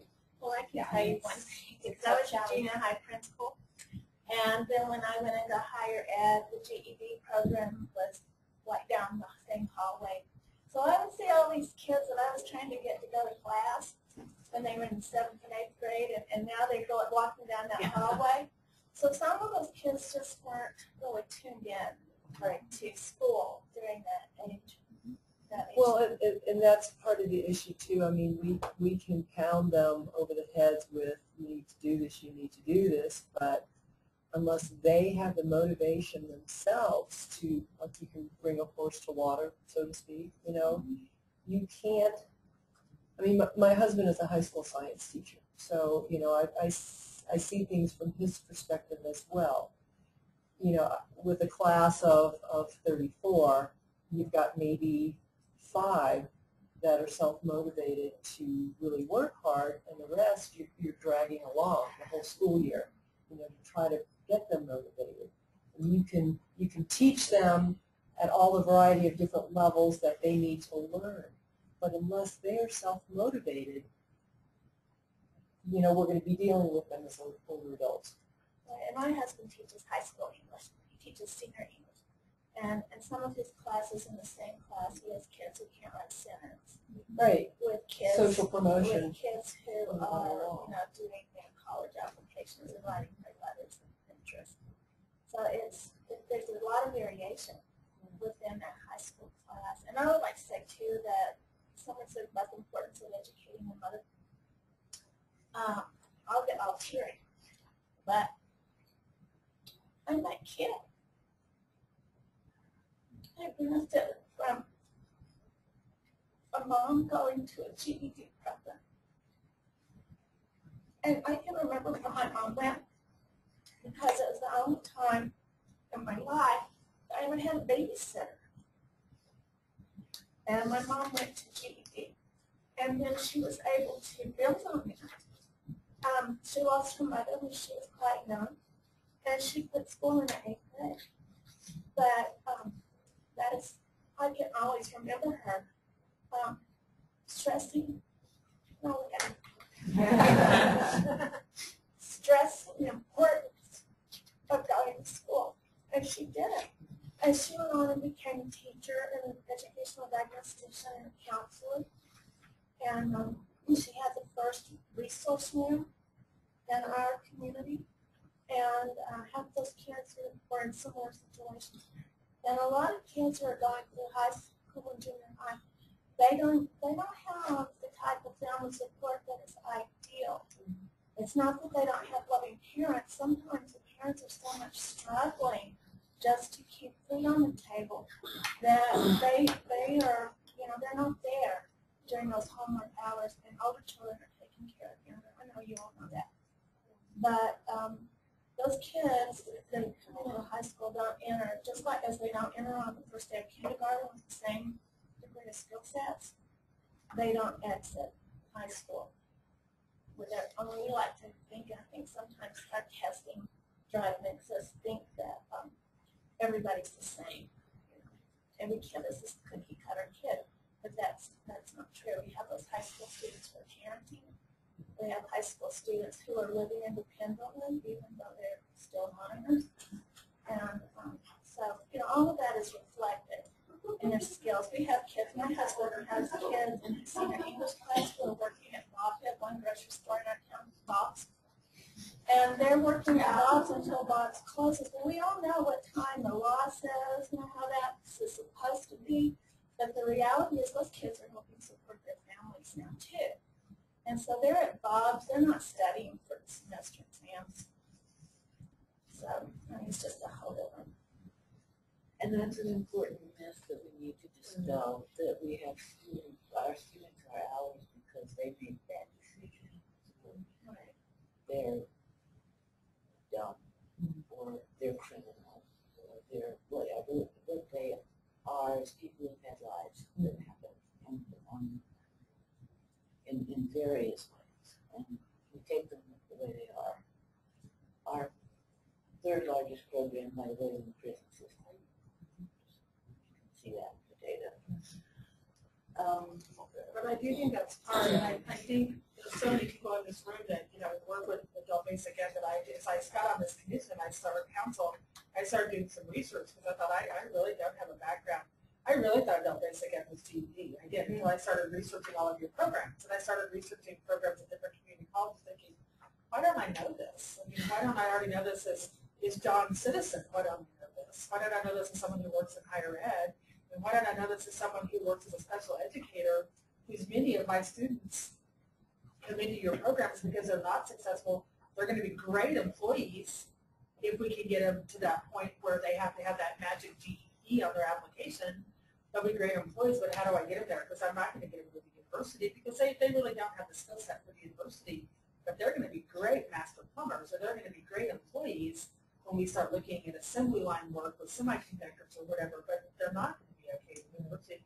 It's interesting how much I learned this in the last 3 weeks since I've just come as council, that I just did my research because I didn't know that. And as I talk to businessmen in our local area, they're telling me some of their adult basic ed students who go through adult basic ed and they encourage and get their GED are some of their best employees. It's not the ones that are the best educated. It's the ones because they have a stronger work desire to be ethic. successful. And they have that great work ethic to do it. And I have one friend who works at a bank, and he said, I really encourage people that we finance, people that we send loans to really look at adult basic ed, from which to really look at recruiting employees. But that means they might have to let them off at 4 o'clock in the afternoon and not 4:30 because they need to get to that class. And so how can they do that? And so I think it's a conversation, and I can't speak for the business, but in our community, it's a conversation at the Chamber of Commerce that's actually starting to happen because we need to get a workforce. And for Taos, New Mexico, we don't necessarily need people with master's degrees. We need a workforce that has the work ethic to help the peanuts get processed once they get out of the field. We have to get people that have that work ethic to go to the cheese plant and work in the electrician's area to get the cheese ready to go on the trucks and whatever. So it's a fascinating facet that I really was not aware of myself, and I always think I'm pretty up on things, and truly was not up on adult basic ed at all. So I really look forward to hearing that, but I think it's a stigmatism that we definitely have to remove and get ready to go. And I think that with regard to being ready for the workforce, I could list you national NRS, National Organization for Adult Education. You'll hear NRS all the time. NRS approved assessments. You've heard someone mention CASAs, there's TAPE, there's TAPE Classy, there's one of them is work keys. And you could speak to work keys, couldn't you? Not as much as probably Alex. We are familiar with it as we interact with the workforce board in New Mexico. But it gets to, what we hear from our communities, and we work primarily with the public sector as a public entity and not as much directly with the businesses. But it's those basic skills, what we call life skills, where they find greatly lacking in the workforce. And then the other, the technical, specific to relative businesses, is the next level above that. But that underlying foundation is where they're really struggling with their employees. And what that means is, one of the things that means is that some businesses, for example, I believe the city of Albuquerque is one of them, has decided to start emphasizing work keys, outcome, test scores. And there's a trend to even move away from requiring a high school credential to get the job. They want you to have a certain work keys outcome to get the job. And that's something we could work with, because we can use work keys and key train, and with more professional development, we can be better at it. And we do have a collaboration with Workforce Solutions now that allows our students to take work keys without charge so far. Wouldn't it be great if our state system would accept that as well? When they're working on the road workers, and they're working in the state of New Mexico, let's get the state of New Mexico to say we accept these things. Because once the state accepts it, really it does filter down to, oh, well, the state accepts that. I mean, really, I think we have an obligation, it's a state, to accept things we expect other people to accept as well. I keep hearing marketing opportunities here too. Well, if I could just add quickly, the Urban Institute did a great report. I don't know if you've seen it, on what they call middle skill jobs. And those are jobs by definition that don't require a 4-year degree, but require more than a high school diploma. And then the National Skills Coalition did labor research and broke it down by state, and you can find it on the web, and I can send links to everybody if you want. That shows in New Mexico, it's like close to half of the jobs here are in that category, and I think, and I've worked a lot with the IBEST program, and I think that category of jobs which are in demand in New Mexico is a great target for the population that we work with, because as you said, they may not be prepared to go on to a 4-year institution, but they can succeed quite well in a community college certificate or 2-year degree program that will help them get a job. And another definition of middle skill job is that it pays more than minimum wage. It's not the highest paying job in the state, but it's more of a family sustaining wage. And so I think the partnership that you mentioned with the workforce boards and workforce solutions can really help us get those students who are interested in training for those jobs into those programs.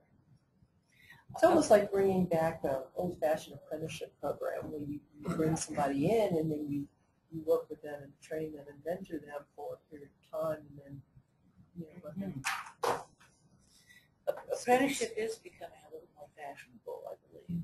No, it's interesting, Especially because for the in trades. Europe it's never stopped, and it's a And very successful. it starts at high school. Oh yeah, Yeah. they start selecting us at 12 for a path, and then at 16 they're in it. Right. I wanted to point out that our emphasis on transitions to post-secondary studies, which we do have an emphasis on that. I want you to look at, if you don't mind, in the data, there's table 5 that we must report on. Those are what the NRS calls core goals that they want us to pursue. Now, the Workforce Innovation and Opportunities Act is going to go a little beyond those 4 core goals. They're going to want us to look not only at transition to training, post-secondary training and education, but at career pathways. And IBEST, at its best, puts students on an educational pathway that coincides with a career pathway. Pathway meaning there are multiple entry and exit points. And so, for example, you could get a credential in a short period of time that would get you in an entry-level position in that pathway, like certified nursing assistant. Get a job, become an LPN, become a, you could climb the pathway. It should be a seamless educational pathway as well, where what you've done before counts as credit toward the next step up, the associate's degree or whatever. So we're going to be emphasizing that, which may affect our funding formula deliberations, because it may affect our state goals. To go further, you did mention at our recent site visit that under the unified plan, the GED actually would be de-emphasized, or it would be the transitions that would be more important, correct? Or I think that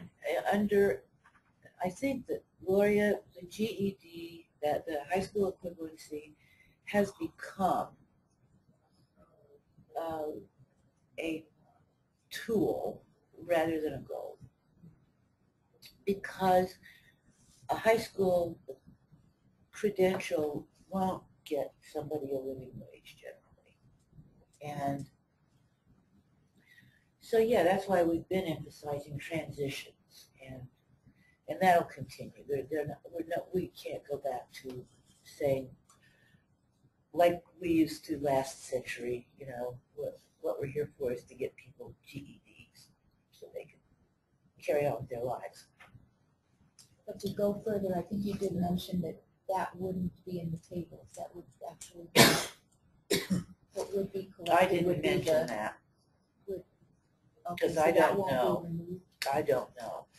The national report, the NRS has to look at the act once it's passed and decide what they're going to do about their requirements of us. Francis, very quickly, the data collection mechanism for determining inter-employment and retained employment, that's a local issue, right? I mean, that's a local responsibility. We still don't have that database that allows us to determine, when they go from one institution to another and then enter the workforce. What Ricky's talking about, I think, is a longitudinal database. Yeah. And the definition of longitudinal in this case means you can take a person and follow them through school and into the workplace and whatever. We don't have one in this state yet. People are thinking about it, but I don't think there's any money attached to developing one right now. Now, Michael, aren't we using social security numbers to track people? To match, and then a probability match after that. That a student does not have an SSN number, will leave first name, last name, DOB, and that nature. But then again, it's only a probability. But we can't even use that for every data match. No, because in post-secondary we get families. That's right. And we And enter and retain employment, we're using social security for that. enter and retain employment, we cannot do probability match. Right now, it's just social security match. That's right. Currently. But for enter and retain employment, social security match is likely to be a more comprehensive match, because in theory you need a social to work. And a fact you might like to know is that about a quarter of our students do not have social security numbers attached to them. It's not always because they don't have one. They don't. No one has to share their social security number. Some choose not to. But in post-secondary, when you say they have standards, you're right, but if you went through the financial aid side of the house, their FAFSA Right. have to have social clothing. They have to have something besides a banner number attached to it, because that's a federal thing. So you may be able to look at it through that track. But there's still no database that pulls that in. I mean, that's the issue. I mean, we can use some clearinghouse databases to find out mobility from one institution to the next, but there's still no longitudinal database to know that. Isn't that a security issue somewhat in the privacy? Yeah, privacy. Databases always bring up those issues, and a part of developing and designing them is getting everybody happy, because people have different concerns about that privacy stuff. You might have different concerns than I would, and if I were undocumented, I would have different concerns too. We serve undocumented students here.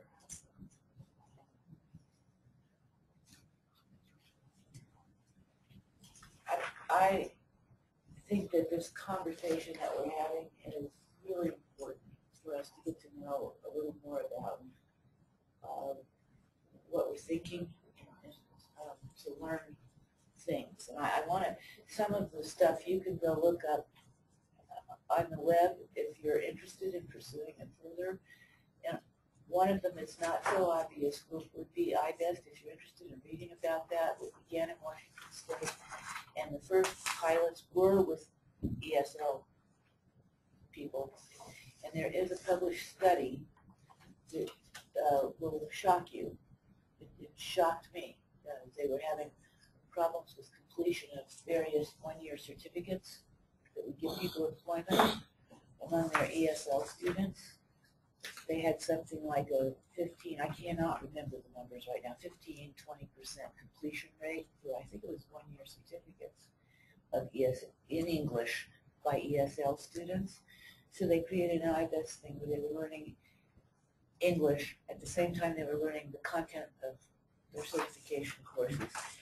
And they were a little worried about the pilots because they were only learning the English that was to do with the discipline they were studying. And our ESL tests test a very broad range of vocabulary. And it turned out that in their first pilots, these students completed at a rate of something more like 80%. Like again, I don't remember the exact number, but it was that vast a difference. And then they gave them a test for an ESL test to see their progress in English, and they scored at about the same level as the ones who'd only been doing ESL. So that was what kicked this off as a valuable approach. And so if you want to look at iBest, Google WA space WA for Washington, CBCTC. Repeat that one more time. No. Wait a minute. SB. You know what? State Board. I'd be happy to email links to these reports. Yeah. Beautiful. That would be great.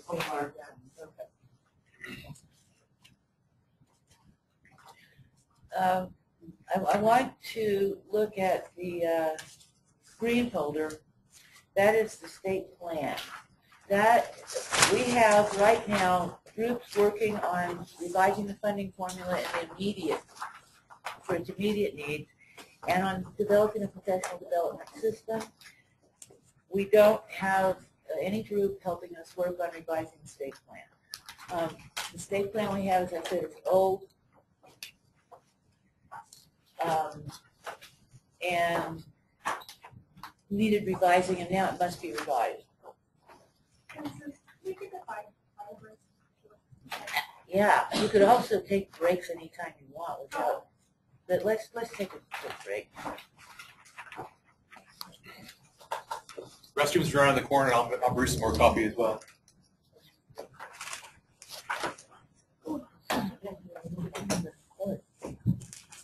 What, 10 minutes? Long enough?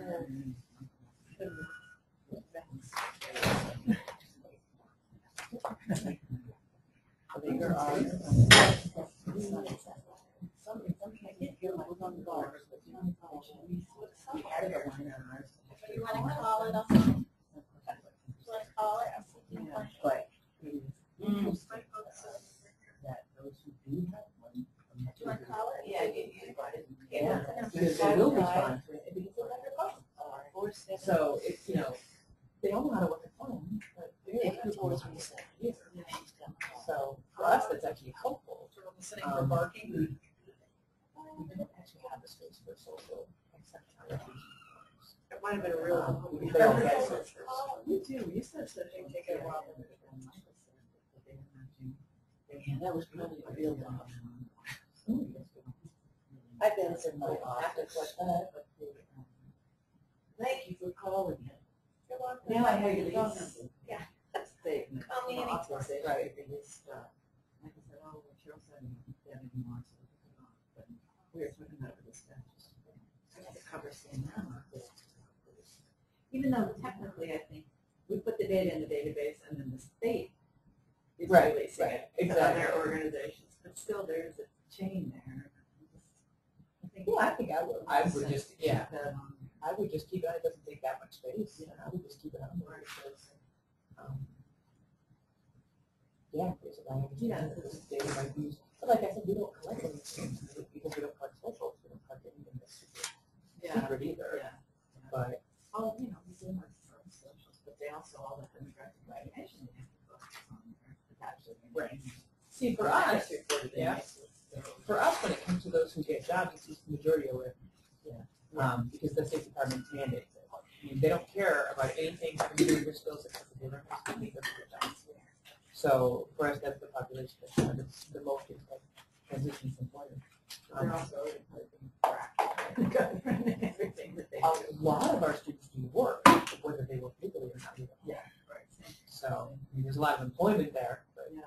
And a lot of our students who check. Yes, I'm carrying little girls, Right. yeah, like, We've learned that we can't set the goal. less and we have them inside. Right, exactly. So it's- that's yeah. the thing for us that I'm learning anyway. Yeah, and the whole thing with the data, I mean, is going to become more of a, No, to a degree, it's going to become a selective thing because one NRS Yeah. is selecting cohorts for you anyway, so and you're open. certain things, just based on, I guess, what you put into the computer. Is going to matter. My little granddaughter's driving. But I try to get her shoes. We'll put them in a cohort. Right, exactly. You know? Oh, we still do goal You setting. have to. Yes. In fact, we do both SMART goals and regular goal setting session with our students because we know that if they don't understand that they have to have those short long goals, if they can't see that the end of a town for short term goal. Well, she is not with me. Yeah, exactly. But she just thought it was on tap. Good job. Hello? Right. Hey, Carl. Exactly. Good, what's up? Stand up.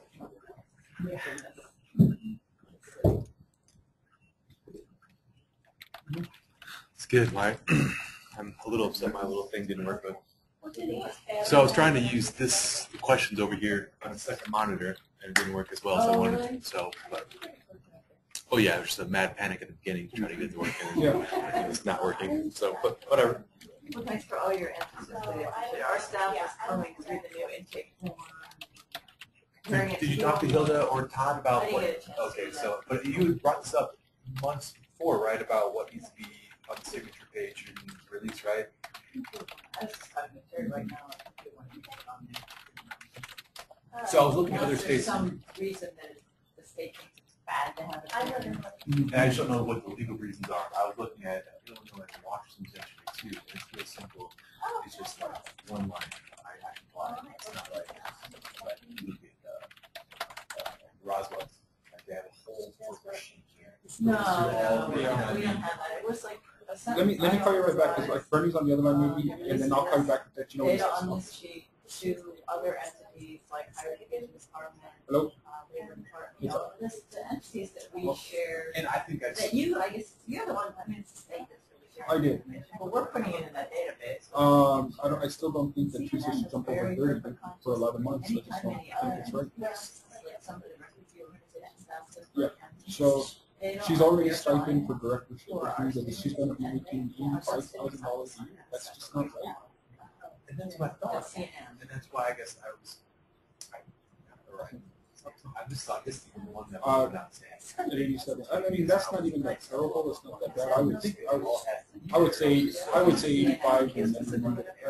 87 is maybe some. That's a $5,000. Everything else, I'm happy to see the reason behind it as well. Yeah. I think everything else that's on there is good and it matches what's in license anyway, so. I just don't think she should be You know, use the. reaching over 80 all the way, with including the directors. So anyway, thanks for your answer. No, I will bring it to the bottom of it. We'll figure it out. I think But you 79 guys total have to directorship release was more still than on enough. there. Yeah, it's Yeah. just, Nothing's changed. I think we added was, all together, they should the 10% of our students who have that email I mean, address. Alan, yes. Is that we're asking Says it for, right. and it's it's actually funny because those are the students who can get a hold of it. Yeah, I would say 76, 77 within, and then add the stipend on top of that, and they need to run their rate. It's just gonna raise Only in our our, burden on, we just work so hard. because our don't get students paid. don't use it home. So, even if we set up an account for them, they wouldn't. Okay, and then I'm talking to Carla about the Toby lines. Oh, I was gonna say, yeah, I use it, but I have it forever, you know. You check it. Now it's popular. Oh, yeah, last week, so how much you check But I have to, I'll talk to Toby about it. Absolutely. Because if he's gonna be. No, I mean, And part of his quite honestly, responsibility as a teacher should all be the students same. use their He's gonna be phones a lot as anything else. on top of his position. Have you seen some of the students about the police officer in 3 minutes? Yeah, exactly. It would be an adjunct. Oh, right, yeah, For yeah. one staff member, because, and not only that, then we have to look at time and effort too. He can't be teaching while he's working on his grant, he's gonna have to do it all. Minutes and all kinds of good stuff too. Oh, I think I did glance at that. The problem is Yeah. with our students, the eligibility opens for that. And that's, you know, I think we all look at it, right? It's too good to be true. Probably more to it than so. What's the task? Yeah, so. I don't know, our students will have a cell phone before they have a I mean, yeah. I don't blame them. You still have that? Well, we do because we live in Rotary Rancho where the cell service is. Because our cell service was great with people. Yeah, and then you have to walk to the front window. Yeah, go outside. Yeah, exactly. So once that gets better, we will get it. And right now, we also have a landline because our alarm service. But there is a way to disconnect. Okay, so I could have a conversation with Tony to see what it was they were expecting. If he's gonna be teaching us an adjunct outside of his coordinating position, then they have to get a shoe box. If they're gonna if he's gonna be tutoring, Well, they need to be part of his responsibilities as a coordinator. But we can't do the same. We can't go and teach All the condos in Chicago are like Oh, that. yeah, well, that's Chicago. It gets Yeah, so I have to call police. I I like like it. teaching in addition to the coordinator itself, and maybe he can if he's gonna Right, be watching the work day, then he needs to be part of his responsibilities. Yeah. We're little kids that are buying. So let me talk to him on that. Yeah, my kid is people upstairs who have elephants up in there. Yeah, exactly. I've had neighbors like that. You gotta wonder, you think they're teaching flamenco classes? There's a lot of clumping around. Learning to walk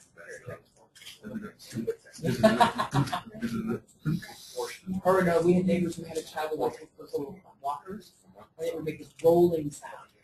Wood is not a good thing to have in an apartment. So that makes a lot of difference.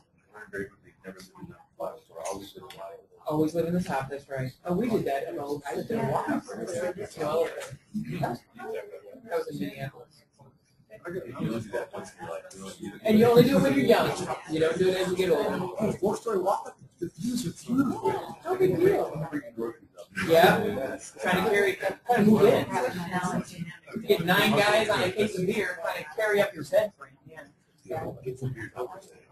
No, no. Now you have to do that.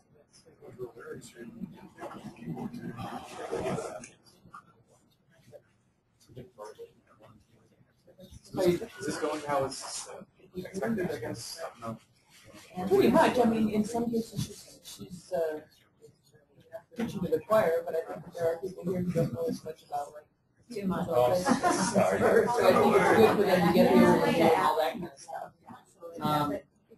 So we'll have to, the problem with having too many is that you can't make decisions on leadership or who's going to be in charge of setting up the next, meeting, that kind of stuff. Well, I wasn't sure about that, so we're having a council formation day 1 and a council formation day 2, and those are your short lists, and then you put them together, or how does that work? Basically, yes, some people will be here today and some people will be here tomorrow. But the only person who's going to be here both days is Francis and Jenny.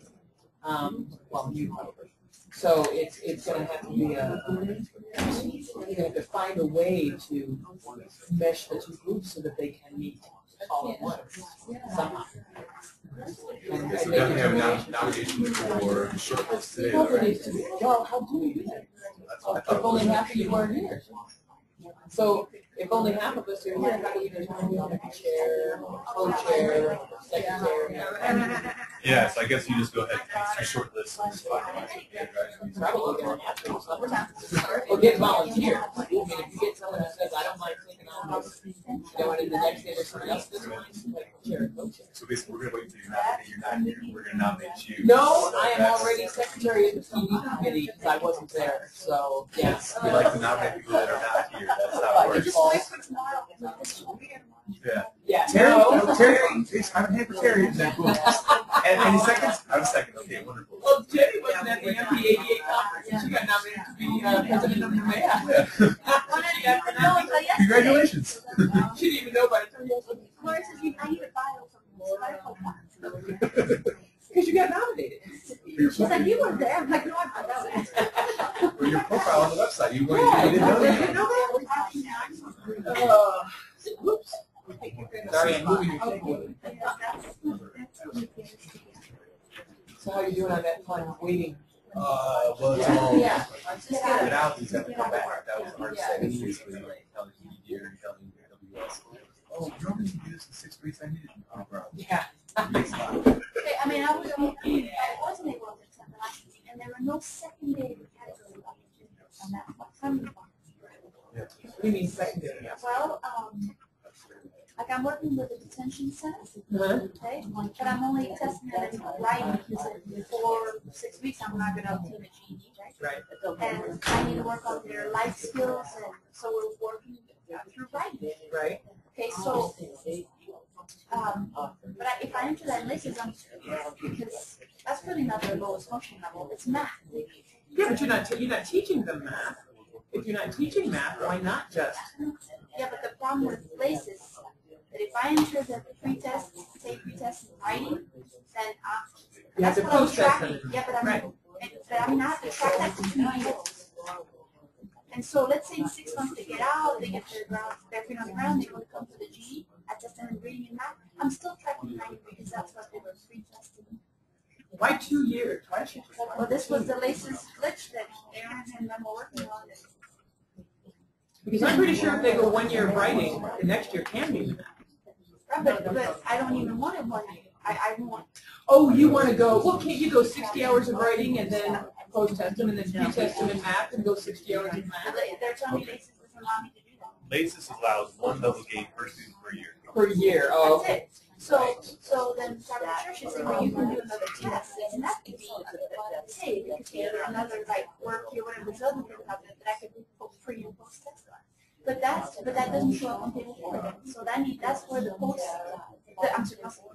secondary goals. But if they made a level gain on writing, even in 1 semester. And you switch assessments, it doesn't matter. No, but even if you go on to math, they've already made a level gain.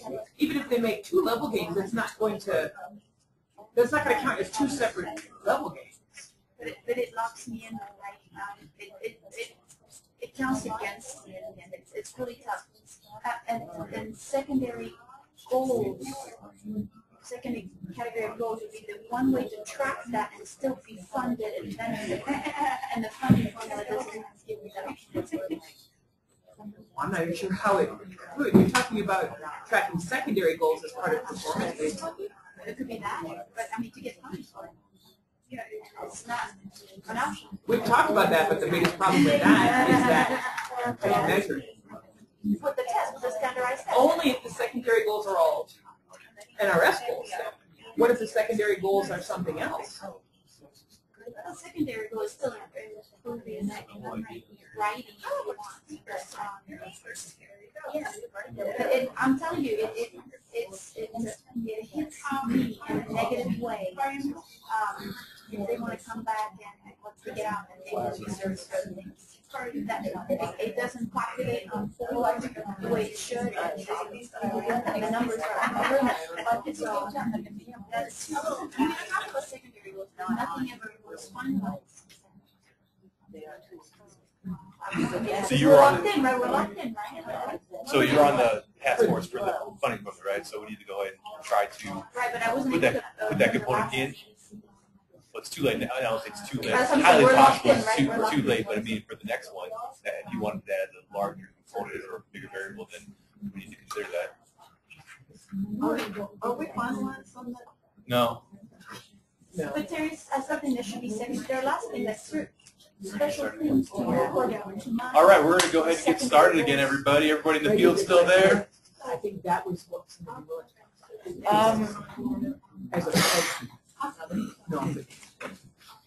We're about ready to wrap this up unless there are some acceptable questions at the end. I want to point out that we have these first tasks on your agenda that are listed. These are first tasks because they're critical and foundational to everything else we do, and we need working groups. And we have working groups for 2 of them, which you could join or help form another one. The one we don't have a working group for is the state plan. And given the WIOA is coming up, the first task of that working group will be to help assemble people from Workforce Solutions to work on the state plan.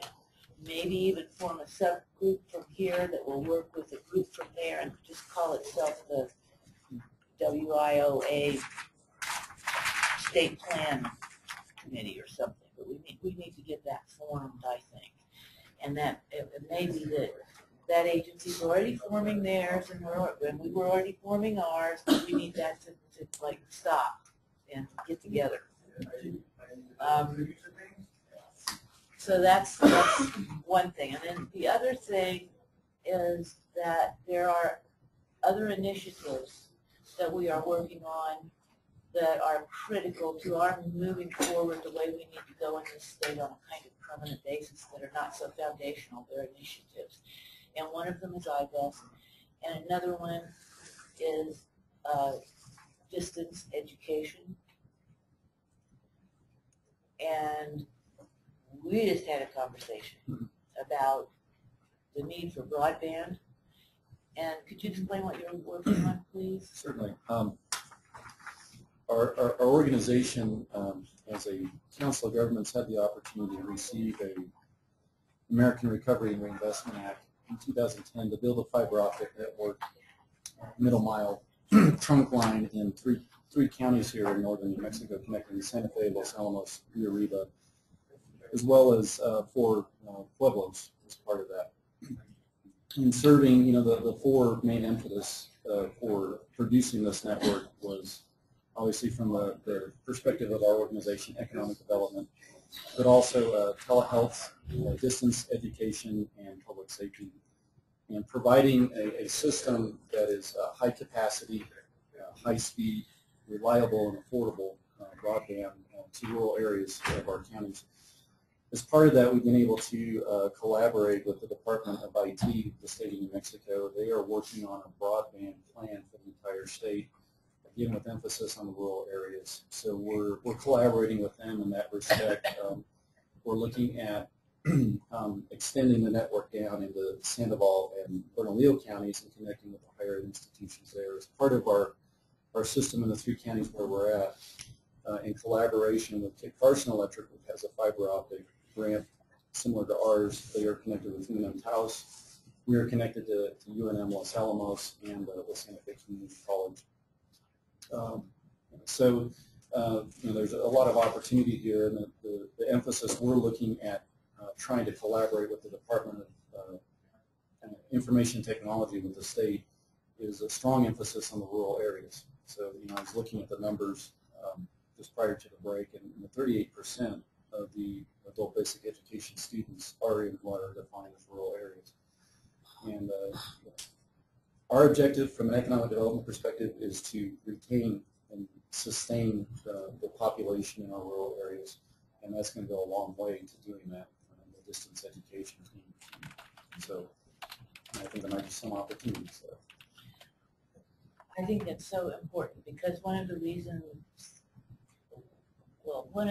components of our distance education fits and starts process that we keep having is that we have the support of a national organization of adult educators trying to do this nationwide. It's ideal.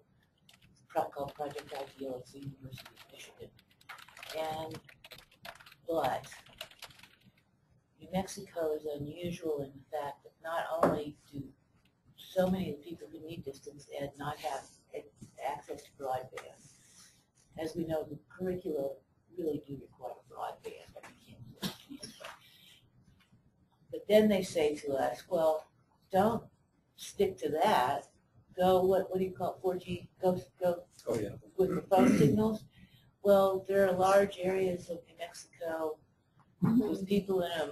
There's no cell phone connection either. So we periodically even gone through a phase where we thought, well, we got to do some of our distance students with paper and pencil and U.S. mail. Well, maybe we should, but it would be nice if we didn't have to revert to 1950s correspondence courses, you know. Which is still live. Yeah. And they're still available. Yep, they are. And the other thing is that besides access, we want to use distance learning to increase student persistence and success. And by using hybrid courses to help with different learning preferences, things like that. So, Well, and also you have to, one part of the law, not only do students before they graduate from high school and high school have to take a dual credit class, they're also supposed to take an online education course. You have students who sometimes can't even fulfill that high school requirement They get the option. based on, they do get the option now, but some of those dual credit classes are taught only online, so then it's a catch-22. So this is a great, it's a great addition. Or in my little community, where you could only complete that class between the hours of about 10 and 2 in the afternoon because connectivity is so good. So what I see in the potential for this council is to bring your wisdom from different sectors, bring other people in from different sectors. There's no employer here, for example. No, nobody from there yet. And also, and therefore help us think outside the box and help us get where we're really going. And also to help smooth the way for us to increase our collaboration in a broad-based way.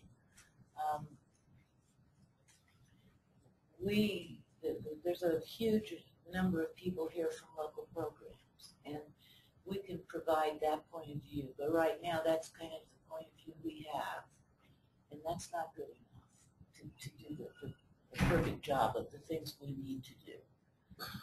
We're working on our funding formula without input from anyone but us, and in some ways that's appropriate. But there could be some great ideas.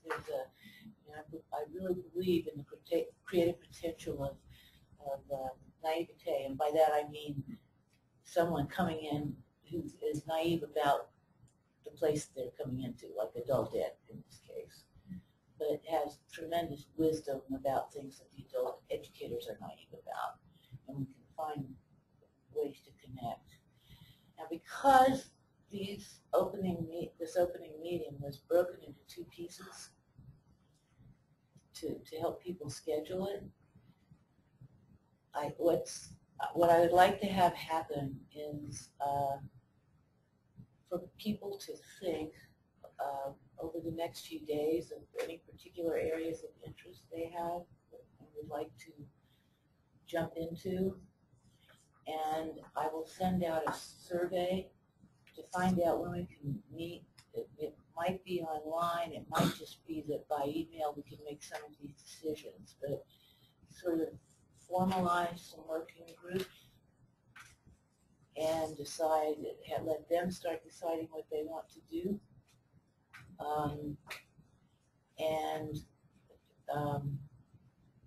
So that the 2 groups today and tomorrow can come together and act as one from now on. And we could even decide whether we're going to try to have another face-to-face meeting. Does that make sense to all of you? comes to me, I've been asking this professional development committee is going to be umbrella of this council to at least mention the things that we want to. Please do that. Professional Development Committee will now tell you, tell us all where they are and what their point is. You can handle that. I only made 12 copies though. But That's true. Supposedly I chair it, but really I think it's a collaborative effort. So Terry, these wonderful notes on your the stuff at the bottom is mine. Yeah. Okay. So it looks like you have 2 pages, correct? Yes. Okay. So as was mentioned already, and most of you are probably very familiar with, Pearson VUE test rolled in January of this year, changing the need in the classroom of what needs to be taught. Algebra is about 50% of the test, 50% of the components of the test, and critical thinking skills have been increased. And so what we're finding after the test prior was 2002 when it was initiated, right? So for 13 years almost, this test was what it took students to pass, and it was a nice test, don't get me wrong, and you could test high on it, but you could also pass with 8th and 9th grade equivalency, you could pass it. So now I would say this test is more in the 11th, 12th grade range to pass it. And our teachers, as wonderful as the teachers are throughout the state, I don't think are fully equipped to teach math and science. I would say math probably at the top, the science as well. And the teachers in this state need professional development to be up to speed and with what we need to teach in the classroom. May I interrupt just a second to fill you in about why we particularly need professional development in the state? We have in this state no certification process for adult educators. It's not feasible for us to do that. In certain areas of the state, we can draw educators from among educated people, like in Albuquerque. In other parts of the state, it's a scramble.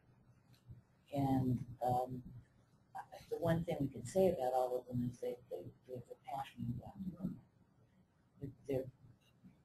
Many of them are paid pittance. None of them are required to be formally trained in adult education or even K-12 education or have a degree. The local programs have requirements that they place on them, but that's a local option. So we must rely on using professional development to maintain teaching standards. We can't rely on credentials. And so we would like, you kind of threw a figure out in terms of a dollar figure.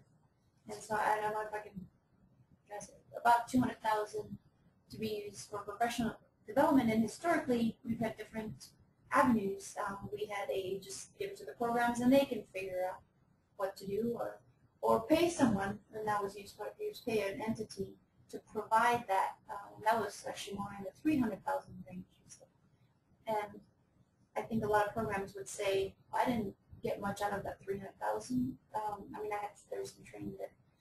So we think the middle ground is probably the better ground, where there are some things that are provided from the state to different programs, but it's not a contractor that we've contracted out, or it's not just given to the programs. So to meet the needs, the current needs of math and science, is to provide workshops for teachers. And there are a few things that could be done. NMHED is an important part of that. New Mexico Adult Education Association, a not-for-profit professional organization, NMHED. COAB is a national conference that is a fabulous resource. It is an annual conference, so that won't be until April. But just to use an example for this year, so I teach math among other things, and I went to the COAB conference in Pittsburgh in March, and that saved me my semester and my students, because I focused on math more than the demand was there, and kind of brushed up my skills so that I could deliver it in the classroom. Had I not had that, I'm not sure those 5 people would have passed the GED test, the new GED test this week. And I'm sure I was just one of many teachers who needs that. So we've asked the state to consider sending 2 teachers per program to COA to sponsor that, and then programs that hopefully can sponsor additional staff or teachers. And that would be, I think that would be a good spirit booster for this state, who seems to be at the bottom in many ways, and we feel that way, and we just fight with this uphill battle. And so if we all went together, maybe even looking at transportation that would accommodate the group. So we're looking at. It's in Denver, right? Yeah. Yes, and that's the other reason. It's in Denver, so it's captured the proximity of it. It's about $20,000 in terms of registration fees for 52 teachers, and you know, you've got 960 one day. So do we rent them for 2 days? Are they free in between? Do we have to monopolize them for all 3 days? No, on that it's per day. So it's the bottom figure of the 960 is an average per day to cost to rent a coach. Okay, so we need them for only 2 days, 1 day up, 1 day down, right? It depends on how they do it. You might need it. I mean, if it's based here, you have to pay while they stay up there? I don't know. So it could be up to 5,000 technically. Let's just say worst case scenario, that's 5 days we're monopolizing them. So it's still 25,000 out of the 200. But I think that would do wonders.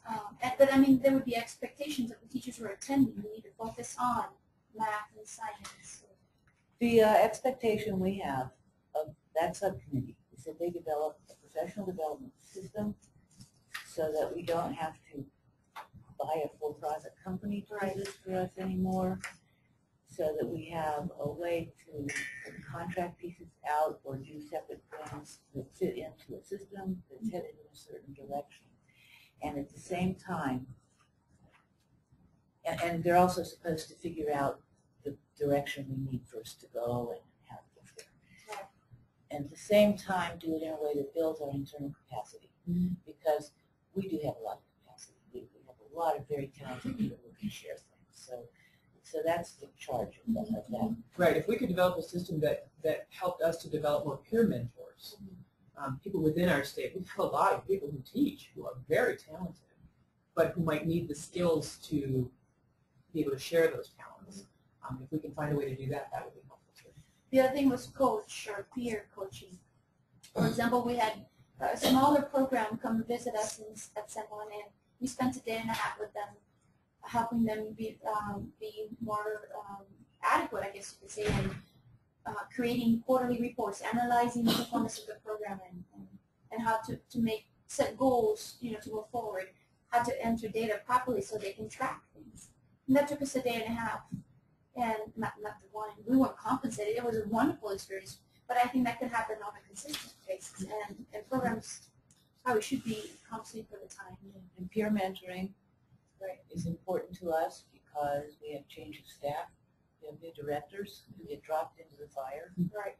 We offer a certain amount of training annually at a conference, but these people don't have that much time. Right. We have new data techs who have to figure out how to use the latest database and all the rules of the national reporting in RS. And we have teachers who are new. So the peer mentoring piece of that system is very critical. So now with the notes and commentary, what else was mentioned besides coach here, mentoring, coaching? We just talked about the fact that our needs include math, science, depth of knowledge, career pathways, keeping goals alive in the classroom, college and career coaching. We'll work to develop the system. We've got a budget that we want to try to work with and try to formulate that happening, and work with organizations like NMHED and the Mathematical Association of Two-Year Colleges.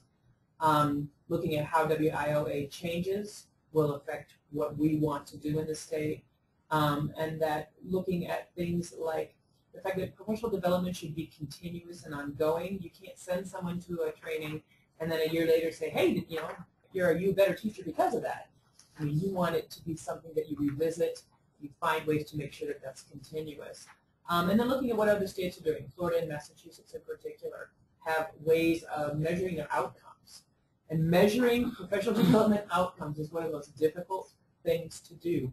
We do want to find a way to do that because we want to know what works and what doesn't, what's successful in our state, what reduces attrition. I mean, we know that attrition is probably the biggest cause of our lack of successes in certain areas. Students start, life gets in the way, and they drop out. What do we, as people on this council, as people in this committee, what can we do that can help reduce that attrition?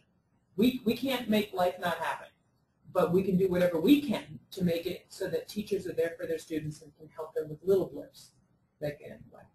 So those are the things that we want to work on. So that's what the Professional Development Committee is in the middle of right now. And the Funding Formula Committee is in the middle of finalizing the funding formula for this year. So I don't think that we need to even talk about that. But what will happen with that committee is that we will begin to develop a permanent funding. And then we'll report to the council. And they will. And the council will advise, because we have lots of different skills here. And there are issues that we need to address. For example, one of them is when we started in anticipation of beginning to use performance as part of the formula, we changed the regulations, and you see in the regulation in your red folder, no, it's in your blue folder. We changed that NMAC to require that a portion of it be performance-based.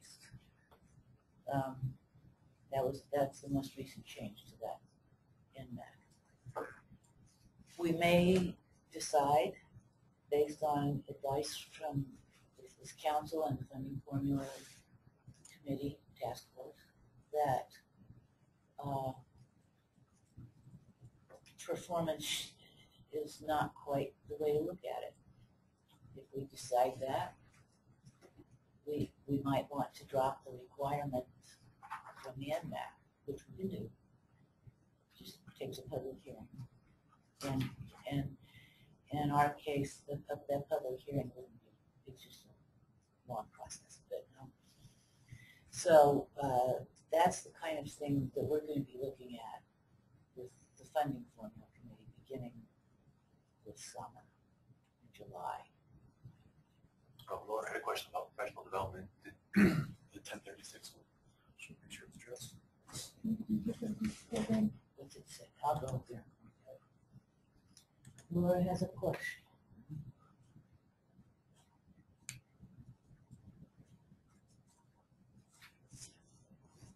I would consider professional development to be different for each program, so how do you determine this specifically?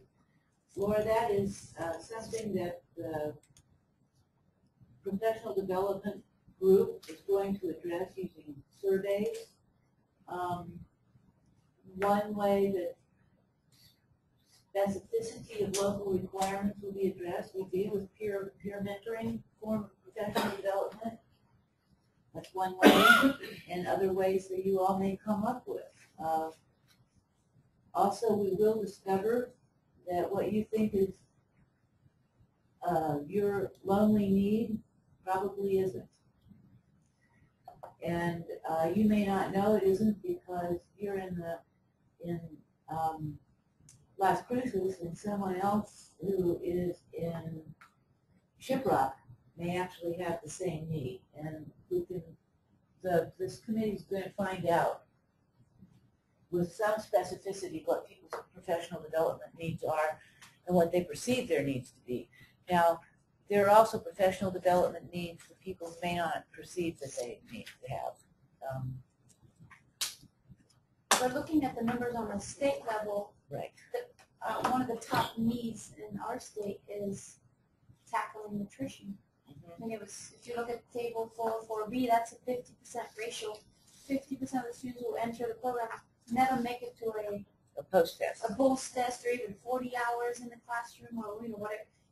They just come in and they get out. And that's a lot of money. Council members, we are allowed to count students on those tables as being our students only if they have 12 hours, 12 contact hours. All the ones who come in and leave before that aren't reflected anywhere. And most of the tests, the assessments we use require 40 hours or more of instruction between tests. So that's what the illusion is here. That's the illusion before the post-test. And there are ways to address that, and we know many of them can probably come up with more. You guys can help with that. I need some clarification on what you just said about the 12 hours. When they reach the 12 hours, they do populate the tables and they are considered, a student. So are you saying that they should not be in the system at all if they have less than 12 No, hours? I'm not saying that. Just making sure. I love it when you put them in the system and then if they walk in the door, because then we can tell, if people do that consistently, we can tell how many don't stay for 12, But they just don't populate these tables. And in fact, we could look at what happens to that little chunk that don't stay. We could just pull them out and look at them. Francis, well, maybe I can just leave it when we get to the committee stuff. Well, maybe that's how we're going to get there. Well, not in the discussion today, but as part of the committee work. But one of the tasks that I gave we have 2 GED prep programs, and they're the ABE and the high school equivalency program. It's a federal program. And in order to identify what the professional development needs were, was the need to develop a formative evaluation so that they were actually going in and evaluating teachers formatively, identifying the needs, and then identifying the PD opportunities. In some instances, maybe they floated up here. But one of the problems I see in most public schools is the inability of the director or the principal, depending on where you're at, to evaluate good instruction. So how many directors and or principals in this example have been trained to evaluate good instruction versus bad instruction? How many of them are doing it, period? And how do we get to that point? That seems to be the more sustainable model, because there are a lot of directors and leaders who aren't trained teachers either, who don't know what to look for in observing good versus bad instructional practices, and even how to make corrections that don't really warrant full-blown professional development conference. So I think that you're right. That should be part of the professional development committee inquiry. And I want you all to know that we do have in the state, one of our directors is very accomplished in doing, is very accomplished, so she could help us systematize a way to do that, or to train people to evaluate, or help their teachers evaluate themselves, who actually has published studies of what makes effective teachers in adult education. So we should be looking at that. And we mentioned that at one of the meetings. I mean, I used a tool that wasn't really research-based, so Cheryl provided a tool that is research-based, and it's true that all programs, not to be just robots, but all programs should evaluate the classroom in the same manner so that you can truly compare the information. And all we can require at the state level at this point is that you do it, but not that you do it the same way. When you don't do it well, and we notice that, we try to provide technical assistance, like an instrument like that, a tool. And you do have to consider as well that institutions have a way of evaluating, and if you're fitting into your institutional system, that it may not be the same from one institution to another. So yeah, there are all kinds of, in New Mexico, we have, I think of what is the word? We have a lot more variance. We require a lot more variance than many states. For example, California has a whole certification system for their teachers, and it's huge, and it's rigorous, and it's all kinds of things. We can't do that. And many states only allow one kind of assessment. We allow the programs to choose the student assessment that they want. So there, and some of these things we could change. if we find a reason, we should. It's important for us to notice what's not working, and if it's not doing something for us, to quit doing it, because it's a waste of time and money. That's one thing we've got to keep harping on, because it's amazing how often people in systems and programs keep doing stuff because they like to and it's comfortable and then it's not doing anything, but we need to quit that stuff. And then we need to explore best and promising practices a lot. Since we're talking about it, I'd like to offer another suggestion on professional development. I noticed that a lot of other states, in addition to all things we're suggesting here, offer some online trainings, either in the form of videos or documents or Camtasia or PowerPoint presentations. I think it would be especially good for our state because we're so spread out. I know NRS has a website, Dave and Casas have their own websites, but I've seen that other states compile a user-friendly, here's the basics of what adult education requirements are. And then they also have a place for sharing lesson plans and curriculum that's an online space. And I think it could be a good expense of some of that money to form a team of directors and especially faculty who could work together on creating some kind of online resources that everybody, all teachers and directors in our state have. Important to know that we are now, as of really recently, beginning a close collaboration with Links, which is that's a group that is contracted, that they're a nonprofit, and they're contracted through the Office of Career, Technical, and Adult Education at the Department of Education, specifically to provide that for states who don't have one. California has a thing like that, and we aren't allowed in, which is kind of silly, I think. But Links has a wonderful website that I'm going to come back at the end of next week, by the way, with tons of information for everybody about how to use that website. It's got a communities of practice piece of it. It's a great place. It's a place for us to learn from each other and from people in other states and from Links research. That's really important, and that needs to be included in your system because it's going to be included. Links provides professional development to the states, comes and does it for nothing. So, Francis, on the funding formula, because the distribution of funding from the federal government is based not on outcomes, more on need, okay? And the state funding formula, I don't know what that's really based on. It could be a combination of some things, maybe this new task force that they've created.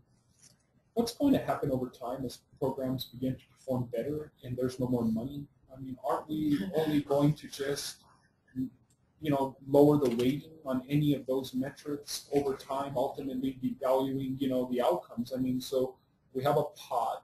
And it doesn't get any bigger. Right, that doesn't get any bigger, but if everybody does better, let's just say we get to a point where as a state we do better and the federal government looks at it and says, well, you deserve less as a state at this point.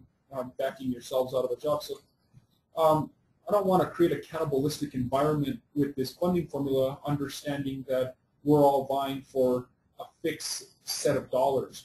And that's one of the issues with it. But House Bill 99, that's one of the issues that working group is supposed to address.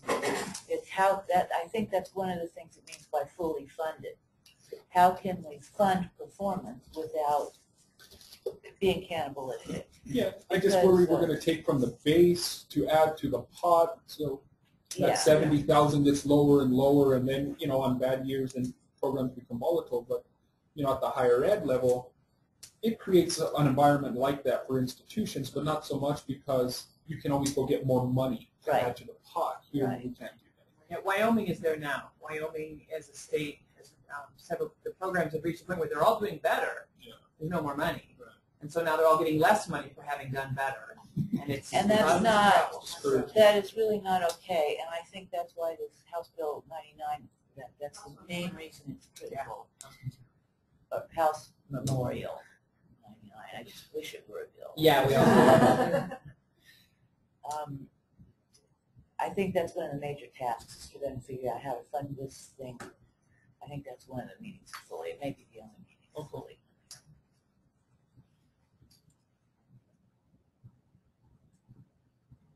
Okay. So we've got the next thing is for people to go away and think about what things they're wanting to help with their input or their work or both. I was just wondering, when you mentioned the professional development committee, how tied in is the teacher committee? I understand that it's fairly new. Shouldn't teachers have a lot of input as to what goes on, you know, the professional development side of what's needed? Are they connected some way? Are they involved in that or not yet? I met with the professional development people yesterday, and their intention is to connect with everybody who has included data text to group and teachers. And what we're formulating is really for this I mean, it's in our face right now, math and science. If we're going to get people to pass the GED, we have 9 people officially are reported to have passed the GED, right? Wasn't it the number that was shared yesterday? Regardless, it's, I don't know, 1% of what it was a year ago. Yeah. So we have to get people to be able to pass. So that's the eminent need. Is that the only need or the need forever? No. No, we have to get them to even take it right now. Right. There are lots of factors about that. Like we need to teach teachers how to be cheerleaders. You can pass it. Yes. So it's frightening everyone. So yes, the teachers are, that's the first thing, is to try to get the teachers to go away. Then the state is going to help sponsor that financially. And then the professional development committee is going to impose requirements on those teachers that they come back and share. And that's not even to mention students that are totally intimidated that the test has gone online and that they don't have really the computer skills. And yes. I want to underscore that because I don't know if everybody here is aware that we are now connected to a grant that is giving us money to give student vouchers to take the GED test, and then CNN threw in extra money to pay for the practice test too. And we also got just yesterday some money from the state for the practice test. And I thought, how are we going to manage this? There's going to be a flood of people coming in here wanting this money. And I'm telling you, we are pulling teeth to get students to come in, even after we sent them a letter saying, we will give you a voucher to take the test. I mean, the fear of the test is amazing. The College Access Challenge Grant, from whom we got the vouchers to pay for this expensive test, they're struggling. They've got to give these away by September. And we're struggling to give away, and they're concerned. I was asked to pass that on to the people here at Directors of Programs. One of the items that the PD committee met on or talked about was the timeline for the delivery of the professional development, and that's why we're working with the higher ed department, or when I say that, it's NMHED, higher ed, will jointly work together to bring in links in September. So that would be an earlier, a month earlier than our normal NMHED conference. So that's a plus. But whatever we do on this committee probably would filter into well, and as I said, I'm bringing back resources from links after next week. I'm going there, and we'll spread them around to everybody. Some of you already are involved with them online, but it's really important, and including everybody on this committee. You can see what's available there. So we're going to go away. I'm going to meet with another group tomorrow. We're going to go away and figure out what we're interested in, and it could be all of this. And where we each want to focus, and then we'll send out a survey to figure out how to structure this and when people can meet together and when you all would like to meet with your groups. Now, they're all, this is a very unstructured group, and it can remain, that this whole council can remain unstructured as far as I'm concerned. I don't mind. We will need to have a clearly stated purpose written down. Or you can yourselves decide that you want to structure it. You have a chairperson or whatever. You can get as rigid as you want, but you can decide that. If you'd like, I'm pleased to facilitate meetings. If you'd like, you can get a chairperson to do that. What I am is one of the conduits, one of the people who's going to do what you, I'm going to reflect what you have said to us and your insights. So, is there anything else? Is there anything you feel you need before we go?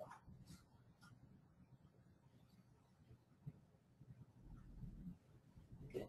I encourage you to explore our piece of the website to get lots of information on the HED website, which is hed.state.m.us. Thank you all. Are you taking the date? Oh, there's a question. Wait a minute. I'm gonna open it up there for us. Oh, Laura, put yours on. Just, are we picking a date for next week? Yeah, no. She's going to do a survey to do that because the people are for tomorrow. Yeah. Laura wants to less structure. What we did in the PD committee is, for our committee chose a chair, a co-chair, and a secretary, which is what the committees could choose to do, but then the advisory council could stay less structured too. But each committee can decide what they want to do too. Are there any last questions from the field? You have been unmuted and you can speak freely. No, they aren't. Well, Laura's.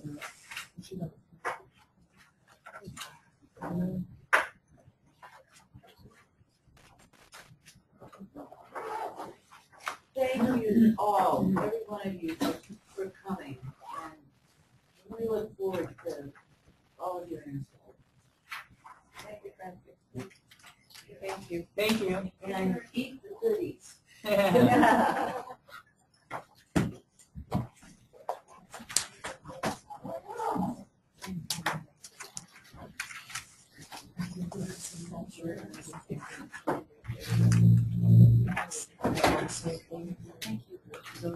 you.